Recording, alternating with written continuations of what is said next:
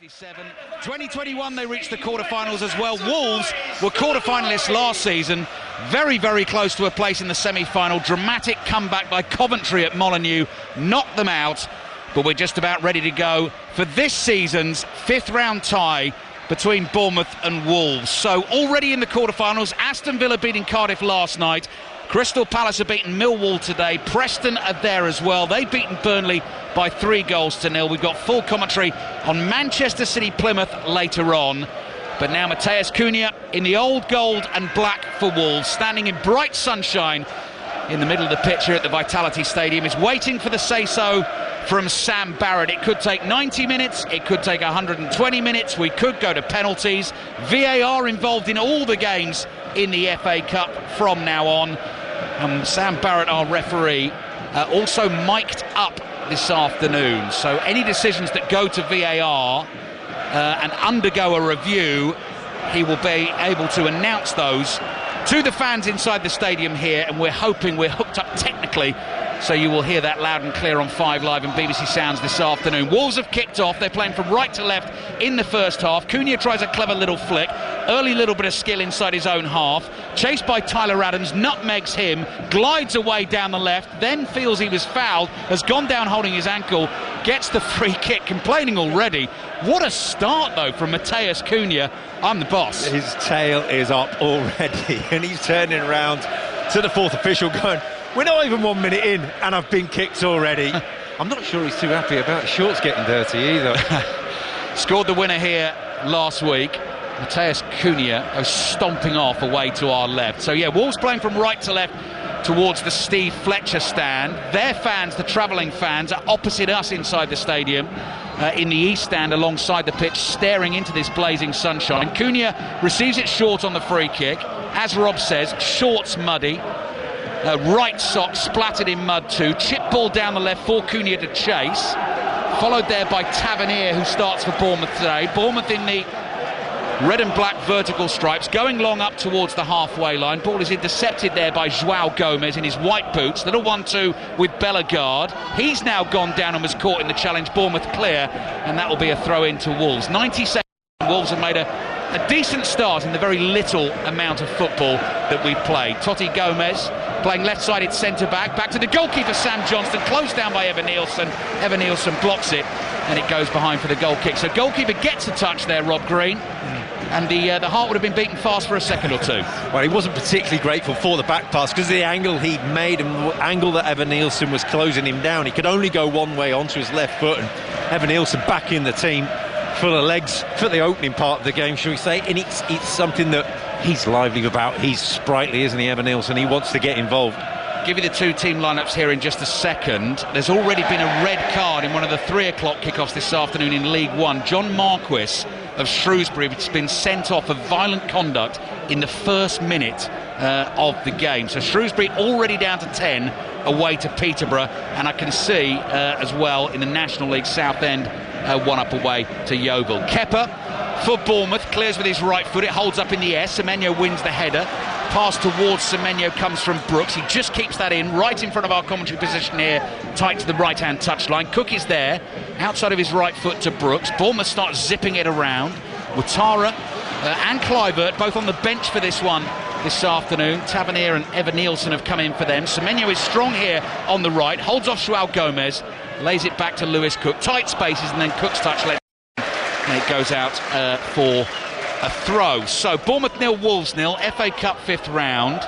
Throw in taken to Totti. Totti passes to Bellegarde, edge of the box. He's given it away, you know. Tavernier's there, half volley, slices it wide of the target, and behind it goes for a goal kick. It's good from Bournemouth, but slow from Wolves. And Totti on the ball was slow, pedestrian. He's almost static by the time he decided where to play it. And from that point, it's a team with possession. You really are asking for trouble, and Wolves got themselves into it.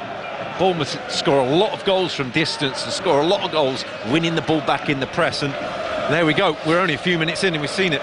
Bournemouth team is Kepa in goal, Lewis Cook the captain at right back, Milos Kerkez is the left back, Zabani suspended after the sending off last week, James Hill alongside Dean Howson as one of the centre backs, Alex Scott and Tyler Adams in central midfield, David Brooks Antoine Semenyo and Marcus Tavernier in support of Evan Nielsen up top. Lewis Cook with defending to do on the turn, miscues a clearance. Iraola applauds anyway, and it goes out for a throw-in to Wolves, which they take quickly. Aït-Nouri takes that. So Sam Johnston is the Wolves keeper, all in green, away to our right. First start for the club for Nasser Djiga, Burkina Faso international, right-sided centre-back, has recently joined from Red Star. Santiago Bueno and Totti make up the back three. Nelson Semedo, the captain, Rayan Aït-Nouri, the two wing-backs, João Gomez and Jean-Ric Bellegarde. Then it's Sarabia and Cunha in support of Jorgen Strand Larsen. Huddersfield one up at Stevenage in League One, and Bristol Rovers lead Rotherham 1-0. Here's Kepa for Bournemouth inside his own penalty area, taking his time there. Fires the ball down the middle of the pitch. Header brilliantly won by Evan Nielsen. Finds Semenyo on the right-hand side. One touch from him. Already up to the edge of the Wolves box. Evan Nielsen is offside. Semenyo can't use him. He's tackled. It runs to Scott. Scott to Kirkes. Lines up the shot. Drives it low and drags it well wide of the target. Super League update. Wakefield Trinity against St Helens this afternoon. Richard Stead. A try apiece in the last 10 minutes. Ali Jack Wellesby for St Helens and Isaiah Vagana, son of Bradford Bulls legend Joe, scoring for Wakefield Trinity. 11 minutes to the interval. It's Wakefield 6, St Helens 8. 5 minutes in here at the Vitality Stadium. FA Cup action. Bournemouth 0, Wolves 0. Bournemouth have had a couple of sighters here, Rob Green. Yep, it's been sharp from them, and they're looking good. And Wolves really are so man dominant when they're out of possession. It leaves up acres of space elsewhere. Great touch from Kepa inside his 6-yard box. Not so good from James Hill. Nearly showed too much of that to Cunha. Clears hurriedly downfield. There's Djiga. Heads the ball carefully to himself, then tries to bring it out of his own half. Tackled. Well tackled by Tavernier on the halfway line. Aït-Nouri's in quickly. It breaks loose though for Alex Scott. Socks rolled down. Step over. Edge of the penalty area to Kirkes, who then balloons across over the bar and behind for a Wolves goal kick. 0-0. A couple of wasteful opportunities from Kirkes to really execute better in there. But again, the openings for Bournemouth. Wolves pressing one side, getting over too far, too committed, and it's just one pass that opens them up. Wolves, on the other hand, when they've got possession, and it's with Sam Johnston, at the minute you're looking and they're sort of setting up as though they're going to play out from the back. He doesn't want to, they don't want to. You've got Strand Larsen, use him. He's a big guy, just use him. Sam Johnston then takes the goal kick for Wolves. Clears it away to the left, headed forward into the Wolves half. João Gomez can't quite control that. Brooks with a little bit of skill. Bueno tackles him, but unfairly. Free kick for Bournemouth. It's them again. It's getting too tight again. It's just the overcommitment of the defence, and they're just so keen to win the ball back. They've clearly been told. They conceded early in the week against Fulham. Whatever you do, don't give them space. But they're overcommitting now. Stockport in a sticky little run at the moment. Lost 2-0 at Cambridge last Saturday. They're 1-0 down at home against Blackpool, who are unbeaten in their last 11 games in League One. Bournemouth 0, Wolves 0 here. Brooks could take the free kick. So could Alex Scott. He's the 21-year-old, signed from Bristol City at the start of last season. Doesn't regularly start for Bournemouth. Tyler Adams and Ryan Christie, quite often the men in central midfield, or Lewis Cook, but he's a lovely player, Alex Scott. Bright orange boots, whistle has blown, and we're just waiting for the free kick to be taken. It's midway inside the Wolves half in the inside right channel. Semenyo's just made a run. He's jogged gently across the edge of the penalty area, and Brooks with his left foot curls it into the box. Volleyed away by Strand Larsen to the left. Here's Sarabia. Short pass to Cunha. Cunha's pass down the left-hand touchline. Half intercepted by Adams. Bournemouth do have the ball back, and they go all the way back to their goalkeeper, Kepa. Really strange free kick. Had an overload at the far post. No one at the near post. Where does he put it? Low, flat, straight at the near post. Yeah, fooled everyone, including themselves, I think, Rob. Scott chips the ball down the line for Kirkes to chase. That's got to be a shove there in the back. João Gomez, yes, that is going to be a free kick for Wolves. By the way, that really niche stat I gave just before the start of the game, so did you like that, Rob? You were very, very keen to tell it, I know, I can tell. You've been waiting for your opportunity. It wasn't mine, actually, it was Bill Edgar's, and I nicked it out of the Times today, and I absolutely loved it. So two top-flight teams meeting here at the same time, same place, on consecutive Saturdays for the first time since January 2008. When it was Tottenham against Reading. I actually looked up what you were doing that very day, Rob.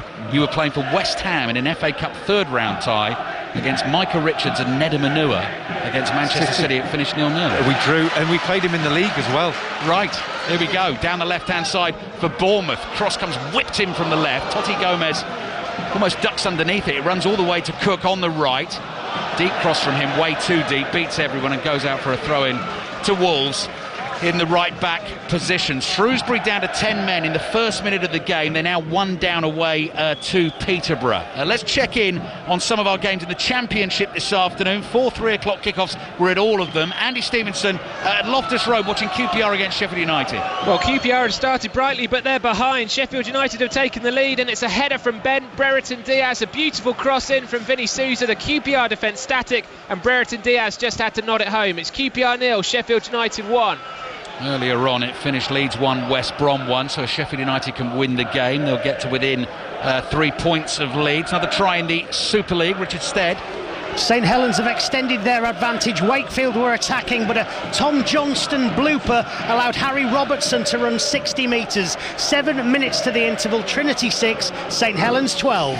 Gigas volleyed the ball away for Wolves here. João Gomes watches it drop out of the sky, controls it with his right boot. Semedo under a little bit of pressure inside his own half on the right, turns it in field to Gomes. Gomes has got Alex Scott breathing down his neck, gets away from him, up towards Strand Larsen. Classic centre forward play, chests the ball down, puts it into the path of Semedo, and I can see Crewe are 1 up away to Chesterfield in League 2. And what happened over on the far side of the field there? Robert was looking at the video printer. Throwing Wolves. Yep. It's strong from Bournemouth. Strong start that they've looked lively. They just look like a team who are more comfortable in their shape and the game plan that they've got. Wolves, I know the manager's been there quite a while now, but it still feels a little bit staid, a little bit static when they get the ball. Games so far under the Portuguese Vitor Pereira, who's standing in the shade of the main stand just beneath our commentary position here, waving his team forward. Cunha again holding on to the ball, draws the challenge, gets the foul. There's going to be a few of those. Free kick Wolves just inside their own half. Yeah, well, they had the warning last week with the goal, but you're looking at someone who, for Wolves, you have a team meeting before the game, a briefing in offence and defence, but you're looking at him saying, just stop him any way, shape or can. Free kick up towards Semedo, chested it down. Wolves keep playing. Shot comes in from Sarabia, dragged across the face of goal, and behind it goes for a goal kick. So 11.5 minutes played. 0-0. They've gone corner, or have they gone back for the free kick for the challenge on Semedo? They've gone back for the free kick for the challenge on Semedo. So Sam Barrett was playing an advantage there before Sarabia hit the shot. Yeah, it was a good opportunity. They got bodies forward and a ball into the front man, held it up and played it off and got a shot away. But I'm not sure there's still conversations about the decision. Yeah, it's corner actually, isn't it? It's not a free kick, it's a corner, but maybe, I mean, the Sarabia shot there must have been deflected on the way through, went well wide of the target. I didn't see a touch, there was one. Burton lead Mansfield 1-0 in League 1, and Stevenage have equalised at home to Huddersfield. Taking you to the Riverside shortly. Let's deal with the corner here first at the Vitality. 12 minutes in, FA Cup 5th round, 5 Live and BBC Sounds. Cunha, low right-footed ball, edge of the box. Bellegarde hit that well, big deflection inside the box. Behind it goes, and that will be a goal kick. Charlie Slater then, watching Middlesbrough Derby in the Championship. 12 minutes gone, still 0-0, quite tepid, lovely sunny day. The closest side of come is Ebu Adams for Derby from 30 yards. Good curling effort, drew a save out of the goalkeeper. Still 0-0. Barnsley 1, Lincoln 0 latest. Giga runs across, knocks the ball into the stands, out for a throw in to Bournemouth. Attacking position on the left. Rangers Motherwell. There's been a goal. Jane Lewis. Get to Jane Lewis shortly. There has been a goal at Ibrox, I am told. Here come Bournemouth attacking down the left. Comes back into the midfield. The American international Tyler Adams side foots a ball here to James Hill. His 3rd consecutive start for Bournemouth. Missing Zabani again through suspension after the sending off via VAR last week. Did you get a look at that one, yes. Rob? Because I thought the ex-professionals were very much on Zabani's side there. Yeah, it's an unfortunate tackle that you're feeling that he's just gone over the top of the ball, winning a portion of the ball. But having been in these meetings and seen the videos and what we're trying to stamp out football, it's the intent, that dangerousness of the high foot, and he does make contact, so you can see why. Cunha's ball, clever one down the left-hand side. Ait Nouri and Cook, shoulder to shoulder. Ait Nouri's beaten his man, tight angle inside the box, hits it low, and Kepa's there. Blocks with all different parts of his body, but importantly makes the save. Peterborough 1, Shrewsbury 1. Shrewsbury down to 10 men in the first minute of the game, went 1-0 down, but have equalised. So Peterborough 1, Shrewsbury 1. Let's try Ibrox again. Jane Lewis. Yeah, sorry about that. It's Motherwell 1, Rangers 0 here. Things not going well for Barry Ferguson's homecoming as yet. It was a terrible mistake by the Rangers goalkeeper Jack Butland. He rolled the ball out to James Tavernier. The ball was nicked off him by Dominic Thompson. It was Dan Casey who then had a shot on goal from that pass. Jack Butland then spilled that shot in the path of Armstrong. He nipped in, scored the goal. There was a VAR check for offside. A couple of minutes later the goal was given. So Motherwell leading by 1-0 here. Thank you, Jay. Another very promising attack for Bournemouth. Well, it doesn't break down. Ball came in from the left and Evan Nielsen couldn't quite get there. In the end, the offside flag went up. Yeah, it's an interesting setup Bournemouth have got with Kirkes on the left-hand side. Loves to get forward. Tavernier in front of him. Likewise, Semenyo on the right-hand side. He's got a real balance to it that you don't see a lot of inverted wingers nowadays. Now you've got a left-footed player on the left and a right-footed player on the right. What a novelty. And Bournemouth, Rob, have, and because we've got Ouattara and Kluivert sitting on the bench as well, and Sinisterra, so many players who can play in those roles, and all of those roles, in fact. Yeah, and you've looked at a side that's lacked those options with the injuries that they've had, and so now coming into this key point of the season, especially how tight it is around Bournemouth in the league, right, we've got options. When legs are starting to go through tiredness in the season, they've got the options coming back. 15 minutes in, FA Cup fifth round at the Vitality Stadium. Semenyo is going to be penalised for a little nudge here on Totti as he was looking to get onto a pass down the right for Bournemouth. It is Bournemouth 0, Wolves 0. So we've got full commentary of Manchester City Plymouth at 5:45. The plan is, if this finishes in regulation time, obviously Sports Report from 5 o'clock will take you all the way up to Manchester City Plymouth commentary, and then 6:06 tonight will follow that. But obviously we could have extra time and penalties here, but I think we'd still be there in time at the Etihad for kick-off. Cross into the Bournemouth penalty area. There's a high one, looping one, turned into a dangerous one. Semedo attacking it at the back post, prodded the ball well wide of goal, and that is a goal kick to Bournemouth.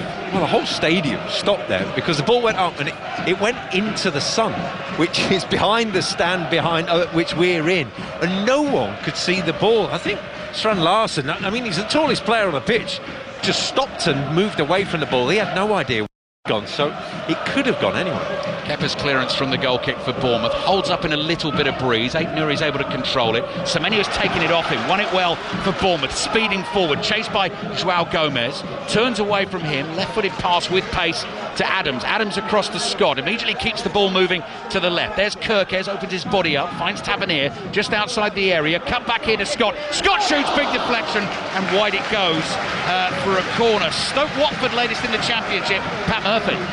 Very inconsequential, although I feel for Chak Vitadze, the brilliant Georgian midfielder. He's barely seen the ball the first quarter of an hour. When he did, he was clattered by Stokes Pearson. Stoke 0, Watford 0. Notts County in good form in League 2. They're one up away to Fleetwood. David Brooks, Welsh international, hands on hips away to our right, waiting to take the corner. And we're looking at these Wolves defenders who are struggling to see the ball, and the goalkeeper in the sunshine. In it comes to the far post, and a header from Kirkes. I think he couldn't see it either. It sort of smashed him in the face, and it's gone behind for a goal kick. You just got to shoot now. You've just got to shoot. In the next 10-15 minutes before the sun moves, just shoot from corners, because no one could see the ball. Kirkes was the furthest player beyond the far post, and it hit him clean in the face. He didn't have a clue.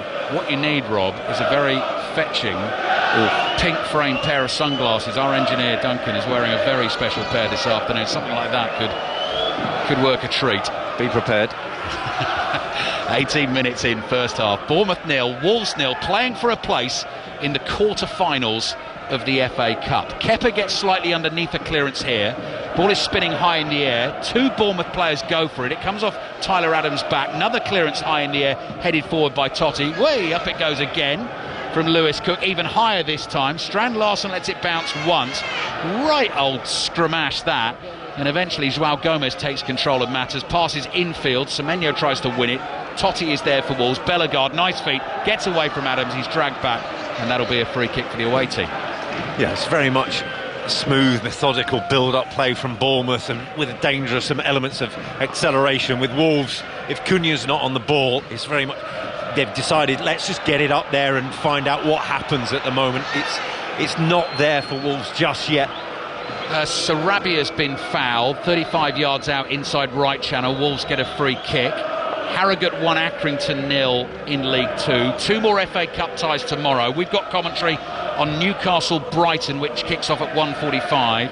Manchester United Fulham, that starts at 4:30. You can watch it on BBC One, and then after that game we'll have the draw for the quarter-finals.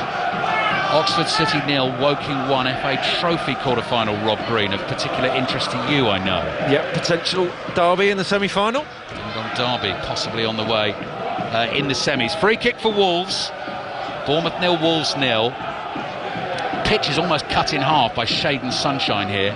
Right half as Wolves attack in sunshine. In it comes. Howson heads it away. Cunha lurking on the corner of the Bournemouth penalty area.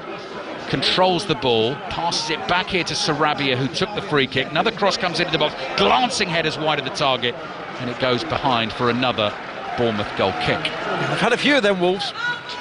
Deep crosses, angled in, and never quite sure, because Howson's probably the only one with any great height in the whole Bournemouth side. Get it away from him, you've got a real chance there. Slip in midfield from Alex Scott. Adams comes flying in, sliding in to win the tackle. Scott goes down, he's caught by Sarabia on the halfway line, and this will be a free kick to Bournemouth. Palace 3, Millwall 1. Earlier on in the FA Cup today, Luton Portsmouth in the Championship kicked off at 3 o'clock. Chris Cole's watching that. And is 0-0, but we've very nearly witnessed a calamitous Portsmouth own goal. Regan Poole back past the goalkeeper Nicholas Schmid. Poole didn't see where Schmid was, passed it straight beyond him, luckily with no great pace, so goalkeeper recovered and cleared off the line. Luton 0, Portsmouth 0. Bournemouth 0, Wolves 0. Bournemouth in the red and black stripes have the ball here just inside the Wolves half. Howson forward here to Kirkes. Kirkes trying to find Tavernier down the left, didn't get the pass quite right, and Semedo is able just to shepherd the ball out of play for the Wolves goal kick. Half-time, Super League, Wakefield Trinity against St Helens. Richard Stead. Mark Percival's just kicked a penalty on the half-time hooter. Saints lead 2 tries to 1, and by 14 points to 6. The Wakefield fans not happy with the officiating. Half-time here though, Saints in front, 14-6. Full commentary tonight from Las Vegas, the game. Wigan Warriors against Warrington Wolves, 9:30 kickoff, on air from 9:15, live on Radio 5 Sports Extra. And if you're a committed rugby league fan, Australia's women against England women, something like 2 o'clock this morning, available to listen to on Sports Extra as well, which brought you the cricket earlier on today. England lost again, 3rd defeat in 3 in the Champions Trophy. They were already out of the competition, bowled out for 179 by South Africa, who won the game by 7 wickets. So South Africa, Australia, New Zealand, India into the semi-finals.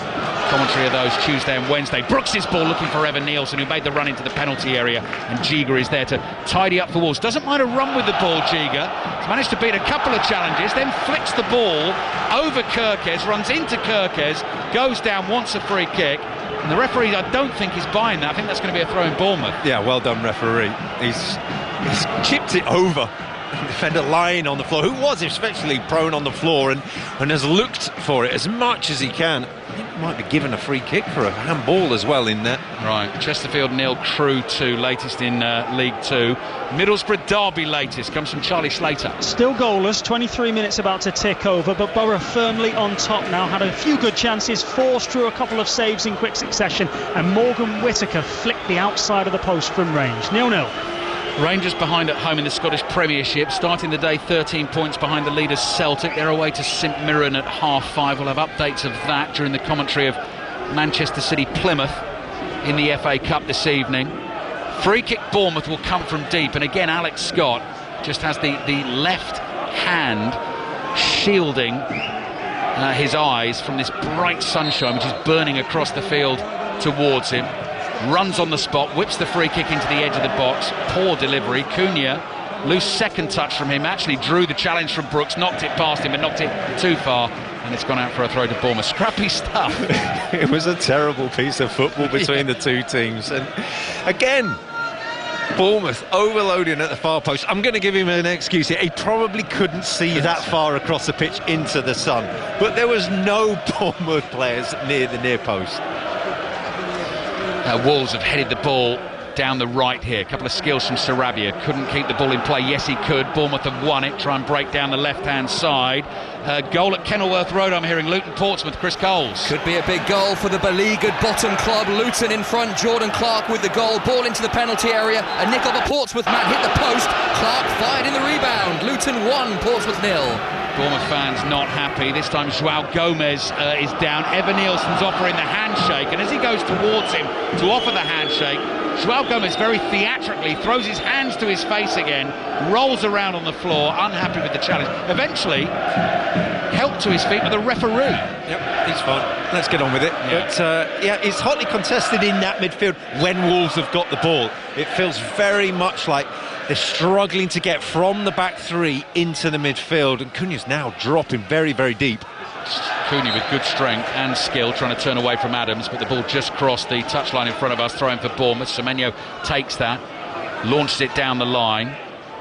Brooks is onto it. Totti blocked it initially. Brooks is tackled, and it goes out for a throw-in to Wolves. Feature game in League One this afternoon. Leyton Orient against Charlton, being watched by Emily Herbert. Leyton Orient 0, Charlton 0. The home side have had the better of the chances. A Makunde shot deflected wide. Brown's header goes high, and Cooper's low chance is parried away. A win today for either side would push them into the playoffs. It's 0-0.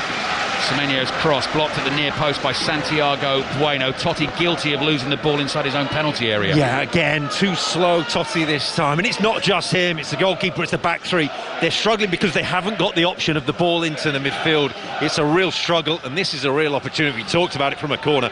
Just get it on target, because no one can see anything. Could even go for goal here, possibly. That's it, exactly, just shoot. Yeah, from the corner. Stevenage 1, Huddersfield 2. Huddersfield back in front in League One. Whistle blows. Brooks with his left foot. In it comes, edge of the 6-yard box. Ball loose inside the Wolves area. Hacked away by Semedo on the half volley. Tavernier challenged by Bellegarde. Last touch comes off Tavernier. The Wolves fans celebrate over by that touchline. That will be a throw-in to Wolves. Cheltenham 1, Grimsby 0. Latest score as well. So we're 26 minutes in. First half at Bournemouth. Got to be settled today. No replays in the FA Cup this season from the first round onwards. Bournemouth 0, Wolves 0, and João Gomez is holding on to the ball down in the right back position, knocks it into the shins of Tavernier, and Wolves win themselves another throw. Rob? Yeah, they're really struggling to get out now. I think it's very much going back towards the ball. Bournemouth have sensed it. They've only got Strand Larsen up front as a target against Howson, and at the minute they're not utilising him at all. He's not an out-and-out centre forward, a big man type as we're used to in English football, but they've got to use him a bit more like one. Yeah, Evan Nielsen back for Bournemouth up front, returned as a sub on Tuesday after 7 games out with a broken foot. Here's Totti, under pressure from Semenyo. Down the left he goes to Ait-Nouri, back to Totti, floats it up in the air, headed forward by Hill. Scott's little volleyed pass doesn't come off for Bournemouth. Strand Larsen stretches, manages to poke a pass back to Bellegarde. He works it out to the right to Semedo, and Semedo running at Tavernier, then gets an early cross in. Howson controls that with his right foot on the half volley. Pass to Kirkes. Down the left, Bournemouth go with Tavernier, holds off Bellegarde. You can hear the Bournemouth fans appealing for the free kick, and eventually the referee gives it. In League 2, Doncaster against Newport. Sani Rajavajala. Doncaster 0, Newport 0. It's been all Donny so far. Lincoln Loney, Rob Street with a couple of efforts. One, a half volley just going over the bar. Newport County struggling to get going against the team that starts today, third in the table. Doncaster 0, Newport 0. What about the leaders, Walsall, at home to Swindon today? Nikesh Regani. It's been a nervy start for Walsall. No real chances in this game so far, but they have just come closer a couple of moments ago. Jamie Jellis with a flick on from a corner from the right-hand side, in swinger, well saved by the Swindon keeper. Still Walsall 0, Swindon 0. Kirkes cross into the box is volleyed away by Totti. Evan Nielsen holding the ball up, tries to turn himself on the edge of the D again, throws himself down, trying to win a free kick. Referee sees it clearly, and he's not going to fall for that one either. No, good. Sam Barrett, the referee, just knows that the touch was poor. It was away from him. It's too tight in there to do that anyway. And Evan Nielsen's reaction was, I've lost the ball, I'm going to go down. So Walsall and Swindon goalless at the moment. Bradford with 2-1 winners at Salford to close the gap on Walsall at the top to 4 points. 3 featured games for us in League 2 this afternoon. Oxford City have equalised against Woking. Sorry, Rob, sorry. Oxford City won, Woking 1, FA Trophy quarter-finals. Here are Bournemouth. building play from within their own half. Brooks receives it, so Brooks is in the number 10 role. We've got Tavernier wide on the left. Semenyo, who's been... Well, there have been so many good players for Bournemouth. I was going to say possibly their best player this season. So many candidates for that, but ever dangerous wide on the right. Evan Nielsen through the middle. Latest at Loftus Road, Andy Stevenson. Sheffield United still lead, but QPR have had 3 good chances to equalise. Jan Min-hyuk saw a shot saved by Michael Cooper. A low effort from outside the area by Jonathan Varane went just past the post, and Michael Frey fired one over after a strong run. QPR 0, Sheffield United 1. Coming up to the half-hour mark in the sunshine on the south coast here. Bournemouth 0, Wolves 0. FA Cup 5th round. Crystal Palace through earlier on today, as were Preston. Here's Semenyo, edge of the box. Oh, great save, Johnston. Rebound for Evan Nielsen, and Bournemouth are in front. Evan Nielsen back in the team and back in the goals. He's thankful to Semenyo, who really tested Johnston there. The ball through found him. Johnston made a fabulous save low to his right, but the ball ran to Evan Nielsen, and Bournemouth have the lead in the cup tie. Bournemouth 1, Wolves 0. Well, Evan Nielsen got the easy part, but it's a fantastic run from Semenyo from deep out wide on the right-hand side. It's a brilliant ball into his feet from deep in their own on the halfway line. Once he gets that space on the edge of the box, he's got all the time to pick his spot. Sam Johnson diving away, brilliant save. The problem was he actually came out a long way out to make the save because he's thinking he's going to be a one-on-one, and because his parry was so good, it kept it on the pitch. And then Evan Nielsen had the simplest of tasks to score, but Bournemouth have been a threat from the start. They've looked more composed, they look more comfortable, and they're 1 up and they're looking forward. They look really, really good. 15 minutes left in the first half. So as I was saying, Palace through to the quarterfinals, Villa through last night, Preston through as well. Burnley do concede goals in the FA Cup, it seems. Not conceded for ages and ages in the Championship, but conceded 3 away to Preston today. So Preston through to those quarterfinals, and Bournemouth have won it back again from Wolves. And Semenyo's tackled by Joao Gomez, 40 yards from goal, central position. Gomez booked for the challenge. Bournemouth get the free kick. Yeah, Wolves are rocking now. Just a little bit agitated with each other, lost the composure a little bit, and it's been a really tough 25 minutes. They had an opening 5 minutes where they looked bright. Now Bournemouth really sense blood. They really sense that they can get on top of Wolves, and they've not got an inch of grass to play on. So free kick for Bournemouth, long way out to hit a shot, and the sunshine for this. Not direct. Well, it's not directly in the keeper's eyes like it is for the corner from the right, is it, Rob? No, absolutely. But what you have got is the cut of the shade right through the middle of the pitch. So the ball, and this sounds odd, but the ball goes from dark to light. It changes size. It feels like it changes shape. It's a really difficult one. I don't think the way that they've taken free kicks and corners so far, they're going to think that one through. Let's see. Brooks stands over it for Bournemouth. Alex Scott is there as well, leading Wolves 1-0 in the FA Cup here. Brooks run towards the ball, stops his run, then he just dinks one into the penalty area towards the far post. Howson heads it across the Wolves box. Cunha is there, he clears.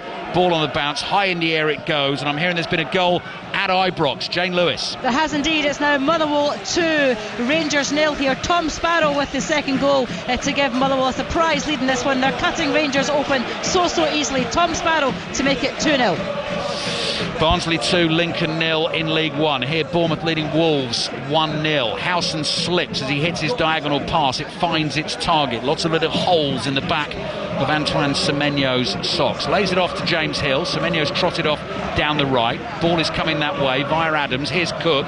Look for the pass down the touchline. Semenyo had run in field, but Aït-Nouri got a touch on it. It's gone out for a throw to Bournemouth. The movement of Bournemouth off the ball is really, really good. Really, really sharp and really difficult to pick up. Evan Nielsen's made the run, receives the ball from the throw, uses his strength to hold Aït-Nouri off, and it goes out for a throw-in to Bournemouth on the right. There's been a goal in one of our featured games in League 2. It's at Doncaster. Sammy Rajavajala. It's Doncaster 1, Newport County 0. Rob Street has his 5th of the season on loan from Lincoln. The ex-Newport County loanee once upon a time. Ball dropping to him inside the box and him stabbing home. Newport, a goal down here at Doncaster. Doncaster 1, Newport 0. Long throw into the Wolves penalty area results in a Bournemouth corner from the right. This is the dangerous one. But seemingly every attack for Bournemouth is down there under this subject, taking a long throw into the sun. It's so hard for Wolves, so hard for Sam Johnson, and it doesn't sound like much. You're thinking, oh, it's a sunny day. It affects everything you think about. Crawley 0, Cambridge 1 in League 2. Corner then from Brooks, curling towards that far post and attack. Whole bundle of bodies. The ball's in the back of the net. Milos Kerkez goes running away to celebrate the goal. The corner hung in the air for ages. There was a whole scrum of bodies gathered around the far post. Kerkez is claiming it, and Bournemouth look like they've got a 2-goal cushion in the FA Cup. Bournemouth 2, Wolves 0. Well, it's as routine as you come. Get the ball to the far post, overload the far post with the runners. From there, it's into the sun. No one can deal with it. Sam Johnson is beyond him. He can't measure where the ball is. From there, it's off any part of Kerkez, I think. Anybody that's really at the far post. There's 3 of them stood waiting. One of them was a Wolves defender, but between the 3 of them, it's gone in. And Bournemouth, he's saying it's been a real flying start for them in this half, and how they've gone about it, how they've attacked Wolves off the ball as well as on the ball. Finally, they've got a set piece to use, and they've utilised it. Kerkez and Howson were jumping together. The angle was tight for them. Sam Johnston just got sort of lost underneath the ball. I just wonder whether they're checking which part of the body that hit, whether VAR is having a look at the goal. That is what they're doing. That's what I wonder, whether it might have just caught Kerkez on the arm before it went into the back of the net. Rob's currently trying to have a look at a replay monitor here. So Bournemouth 2, Wolves 0 as it stands, because the goal has been given on the field. Let's see what VAR think. What do you think, Rob? Well, Kirk is beyond the far post, and I think it comes off his shoulder. I'm not sure that's the problem. It's Howson who's in front of him at the near post. It hits him on the arm. I think this could well be disallowed, because they're just trying to... It's so tight and it's so close to the post. Blimey, I mean, you could watch 10, 15 replays of this tonight on Match of the Day and still make up your own minds. Is it on the green zone? I think it's on the green zone, on the shirt, on the top of the shoulder of Howson. Yeah. I don't think this'll... I think this hits him there. I don't think this will be overturned, because it's not substantially enough evidence to overturn it. Not even sure what part of Kerkez's body it hits before it hits Howson, as you say, on the shoulder. I don't see that being given as a handball. It's the one where it hits Kerkez, possibly. It looks like it might come off Kerkez's left arm before it hits Howson on the shoulder and ends up in the back of the net. And as you say, Rob, they're looking at this again and again and again and trying to find the different angles to try and be sure what's happened here. I mean, you need a magnifying glass on a giant screen to work this out, and this is not what VAR is for. We've said it's really difficult to deal with set pieces. Now we're looking for a possible offside. Okay, good. Semi-automated offside involved in the FA Cup as a trial, potentially coming into the Premier League. It's the first time we're seeing it in this competition this afternoon. So we've had a look at the handball. Now we're having a look at the offside, and I think we might even get to hear from referee Sam Barrett after all of this, because he's mic'd up. So after it's all done and dealt with and we get the decision, I believe he's going to announce the decision to the stadium. What drama. Well, this is actually key to the game, I think, with Bournemouth going 2 up. You're looking at a side flying. You're looking at a team that have been on top in the whole of the first half, and you think it's just resorts for that, and they can go on from strength to strength. It's going to be a real let-off for Wolves if this gets overturned, because no one's really got a clue what's happening now. Cambridge United 1 up at Crawley, as I was saying. Just get you up to date with other goals that have gone in while we're waiting for this decision to be taken. Bristol Rovers 1, Rotherham 1. Peterborough 2-1 up against 10-man Shrewsbury now. And Ross County lead Kilmarnock by a goal to nil in the Scottish Premiership. Motherwell 2 up at Rangers. Sam Barrett receiving instructions from Stockley Park. Comes over here with the Wolves captain Nelson Semedo and the Bournemouth captain Lewis Cook, and it looks like he's going to call the managers in, Vitor Pereira and Andoni Iraola, as well, to explain to everyone exactly what has gone on here. So I think now Sam Barrett has the full picture. He's giving the full picture to the key players here, the captains and the managers, and then I think he's going to explain it to all of us. But at the moment, up on the big scoreboards here, checking goal, possible offside. If it counts, Bournemouth are 2-0 up. Here we go. Sam Barrett now has spoken to everyone on the touchline. Semedo is still talking to him, getting further explanation here. I think they're all going to go up to the board room and have a meeting in a minute. Right, are we going to hear from the referee, or are we waiting? Maybe the semi-automated offside is taking I think a while to work. Is that what he's saying? Someone must be offside, because the semi-automated must have flagged that it's offside. They're then deciding which part of the body of who it's hit to decide, was he offside or was that part of the... So when it flags for someone being offside, it could also mean their hand. Yeah. So Howson's hand could be offside, but the ball, the part... That doesn't count. Yeah. But then it hit another part of his arm, which is allowed as a goal. So clear as mud. Absolutely. Right. Sam Barrett's still waiting for instruction here. And we're waiting to see whether Bournemouth do have a 2-0 lead. And actually the Bournemouth players now, though, this is taking so long and knocking the ball around between them to keep moving and keep warm. And Wolves are doing exactly the same thing. You can hear the reaction from the fans as well. And I think the ironic thing with this is, Rob, semi-automated offside has come in. One of the key things they said about it was take some of the elements away from the human beings. It should speed things up. This is not speeding things up. It's so tight because the ball's virtually on the line. You're thinking it's nigh on impossible for him to be offside because the ball's on the line anyway. It's a miracle that the ball's managed to go in from beyond the far post back in. Do you know what I think? If the referee is mic'd up here, he should be explaining why we're waiting so long before he then explains the actual decision, because the managers know and the players know, but everyone else inside this ground, we don't know. The assumption is he knows. Well, that's a dangerous assumption, actually, Rob. There's still 5 minutes to play in the first half here at the Vitality Stadium. We're going to have plenty of added time. There was 13 minutes added time in the first half at the end of the Crystal Palace Millwall first half. Jean-Philippe Mateta badly injured by the challenge from the Millwall keeper Liam Roberts, who was sent off early in that game. Sam Barrett's receiving further instruction here. He's standing there on the halfway line. Semedo to his right, Lewis Cook to his left. He holds his right hand to his ear, and we're now getting the big build-up from both sets of fans as to what is actually going to happen, whether this goal will stand or not. Can't wait to hear the explanation. Here we go. Now Wolves are celebrating. The goal will not stand, and Bournemouth will only be leading 1-0. There we go. Right, the referee's blown the whistle. He's drawn the rectangle in midair. Now he's standing on the halfway line. In offside position. My final decision is indirect free kick, offside. And there's the explanation. Why did that take as long as it did? Very simple explanation from Sam Barrett. Fans clearly don't like it. Wolves fans are obviously happy that the goal doesn't stand. That took blooming ages. Wow. It was offside. After all that, it looks like it's a straightforward decision over offside, which was tight, but a complicated manner of how they've gone about that.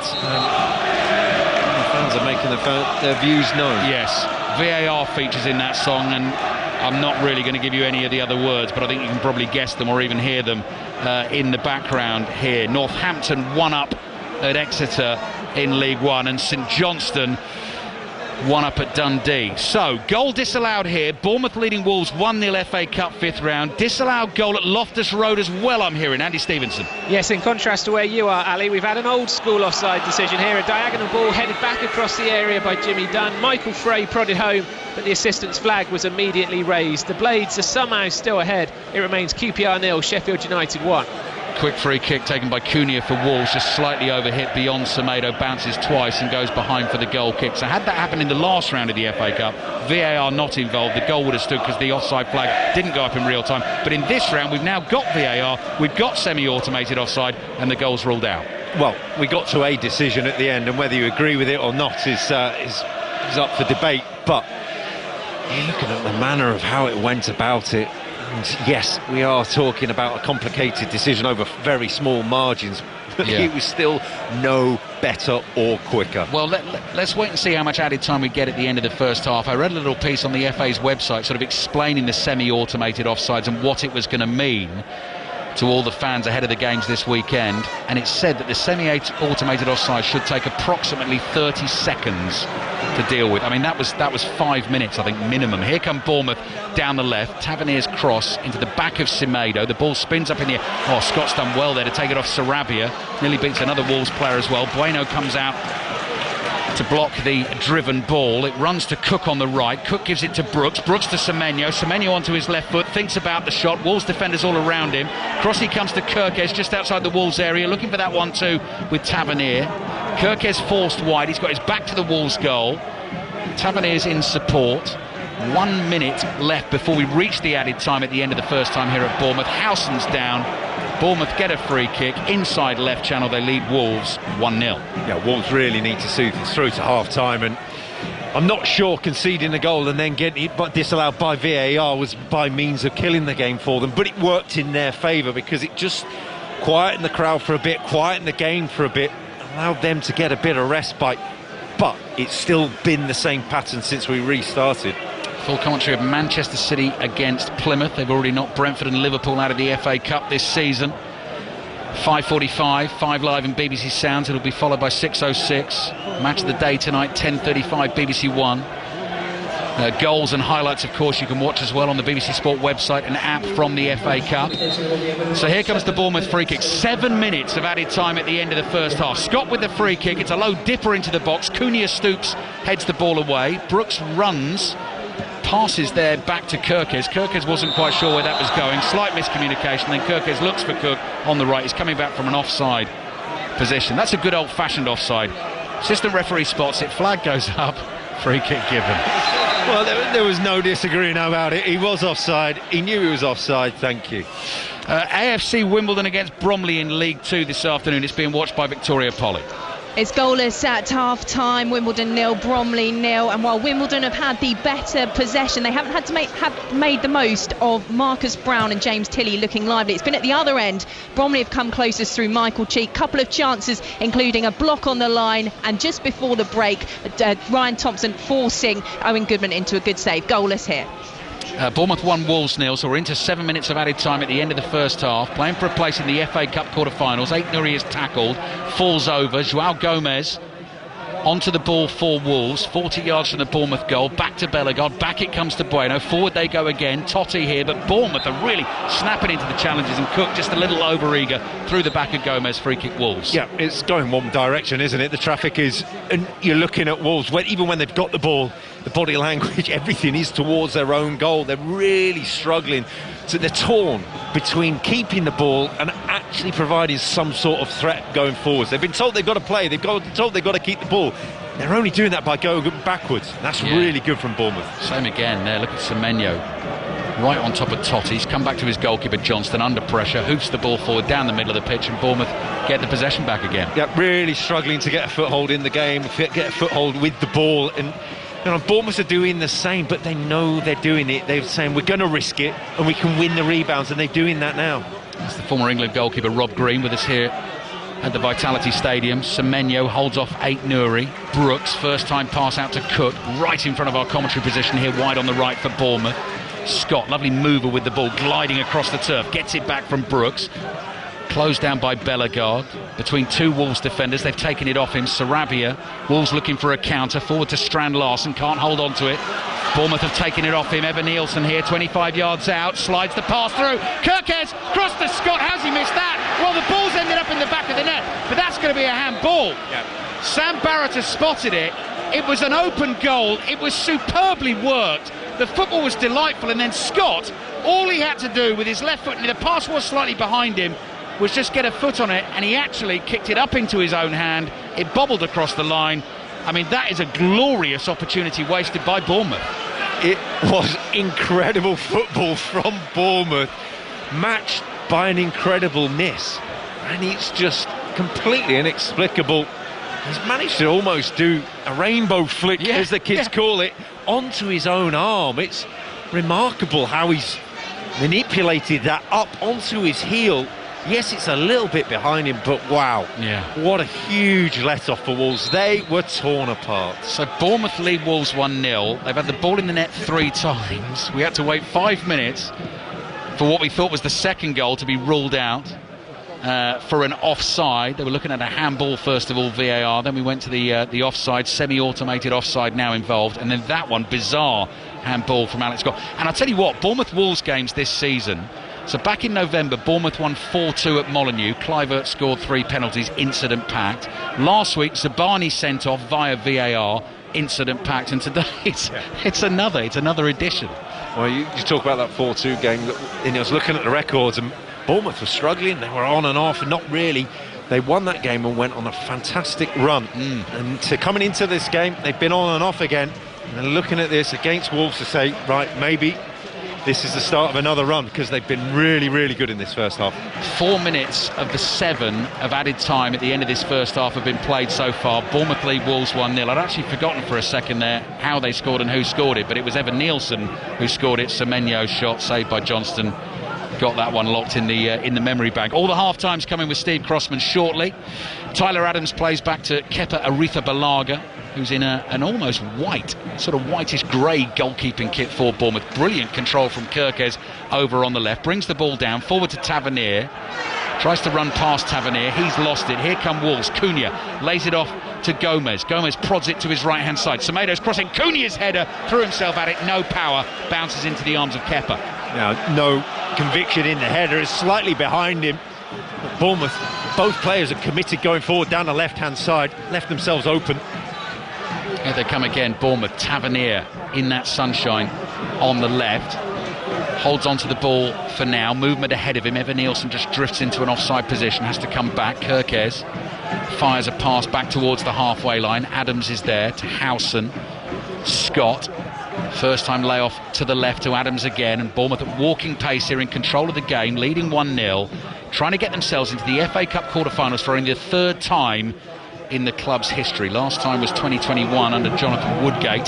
They lost 3-0 at home to Southampton as a championship team, and as a Division 3 South team back in 1957 got all the way through to the quarter-finals, beat top-flight teams in Wolves and Tottenham on the way, and then lost to Sir Matt Busby's Manchester United in the quarter-finals. Here's Aït-Nouri, gets away from Semenyo. Into the Bournemouth half he goes. Semenyo's back, another challenge. Aït-Nouri goes down, that's a free kick.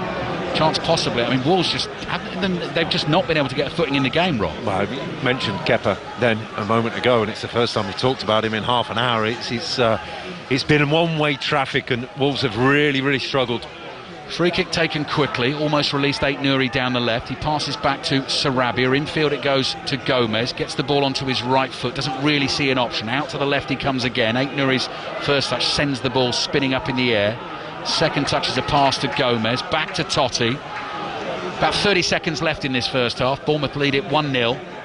Here's Semedo. Semedo's pass down the right towards Cunha. Cunha's got his back to goal. He's tackled here.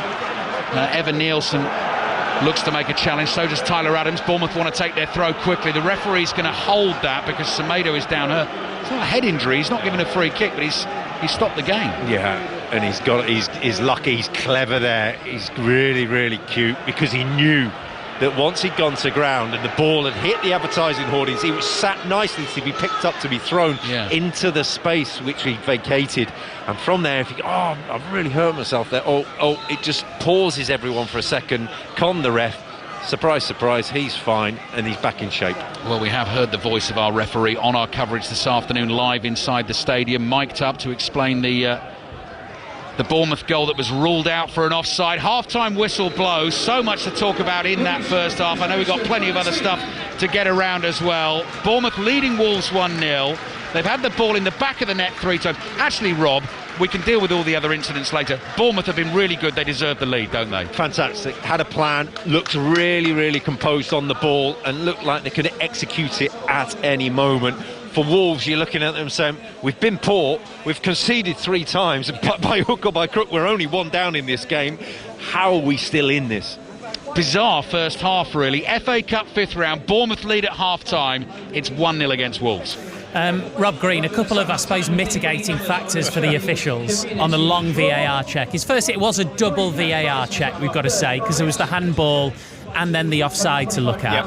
However, the in-stadium announcement, you've got to wonder, what is the point if all you're going to say is, yeah, it was offside, I'm disallowing it? Well, we can see that because it's on the screen. So there's no context, is there? And that was after 5-6 minutes of silence. And the rest, we had a meeting down on the side of the pitch between the referee and 12 representatives from both sides. We had players chatting, we had players warming up again. It took an eternity, and it was a really, really tough call. But there was no communication. You either do it or you don't, and at the minute it's confusion reigns. Yeah, well, one horrendous miss as well, which Bournemouth only had themselves to blame, and we still very much have a cup tie on, despite Wolves being pretty average, to say the least, in that first half. So second half commentary to come, of course. Bournemouth leading Wolverhampton Wanderers in the FA Cup by 1-0. Loads of great live football up and down the land. So let's go straight into the Championship, shall we? Half-time in the game between QPR and Sheffield United. Andy Stevenson. Well, QPR started brightly and have played really well, but it's Sheffield United who lead at the break. Gustavo Harmer won the ball from Jan Min-hyuk. Vinny Souza took over, put a perfect cross in over the QPR defence for Ben Brereton Diaz to nod home. But the home side responded brightly. They've had numerous chances to draw level. The closest to equalising was Yang with a drilled effort, saved well by Michael Cooper. We've had Jonathan Varane hit a low skimmer from outside the area, which just missed the boot of Michael Frey, but also went past the post. And Frey himself has had a goal disallowed for offside, disallowed in the old-fashioned style with a flag up. A Sheffield United win would put them just 3 points behind Leeds at the top and 5 points clear of Burnley. It's QPR 0, Sheffield United 1. Few teams need a win more than Luton Town. Half-time in their game with Portsmouth. Chris Coles. They're getting that win as things stand. They were leading Portsmouth by 1-0, a result that would take them off the bottom of the table. Jordan Clark's goal, smashing in a close-range rebound after the ball cannoned back off the post. And they deserve it. They look the more energetic of the two sides. We're yet to see a Portsmouth shot on target, and Matt Bloomfield 45 minutes away from his first win as Luton boss at the 9th attempt. Luton 1, Portsmouth 0. As it stands, they'd be moving above Derby County into 22nd. Derby are at Middlesbrough. Half-time, Charlie Slater. It's 0-0. Borough the better of the two teams. The closest either side came was right at the end of the first half when Borough's Finn Azaz hit the woodwork from the edge of the box. Otherwise, little quality in the final third for either side. That's why it's 0-0.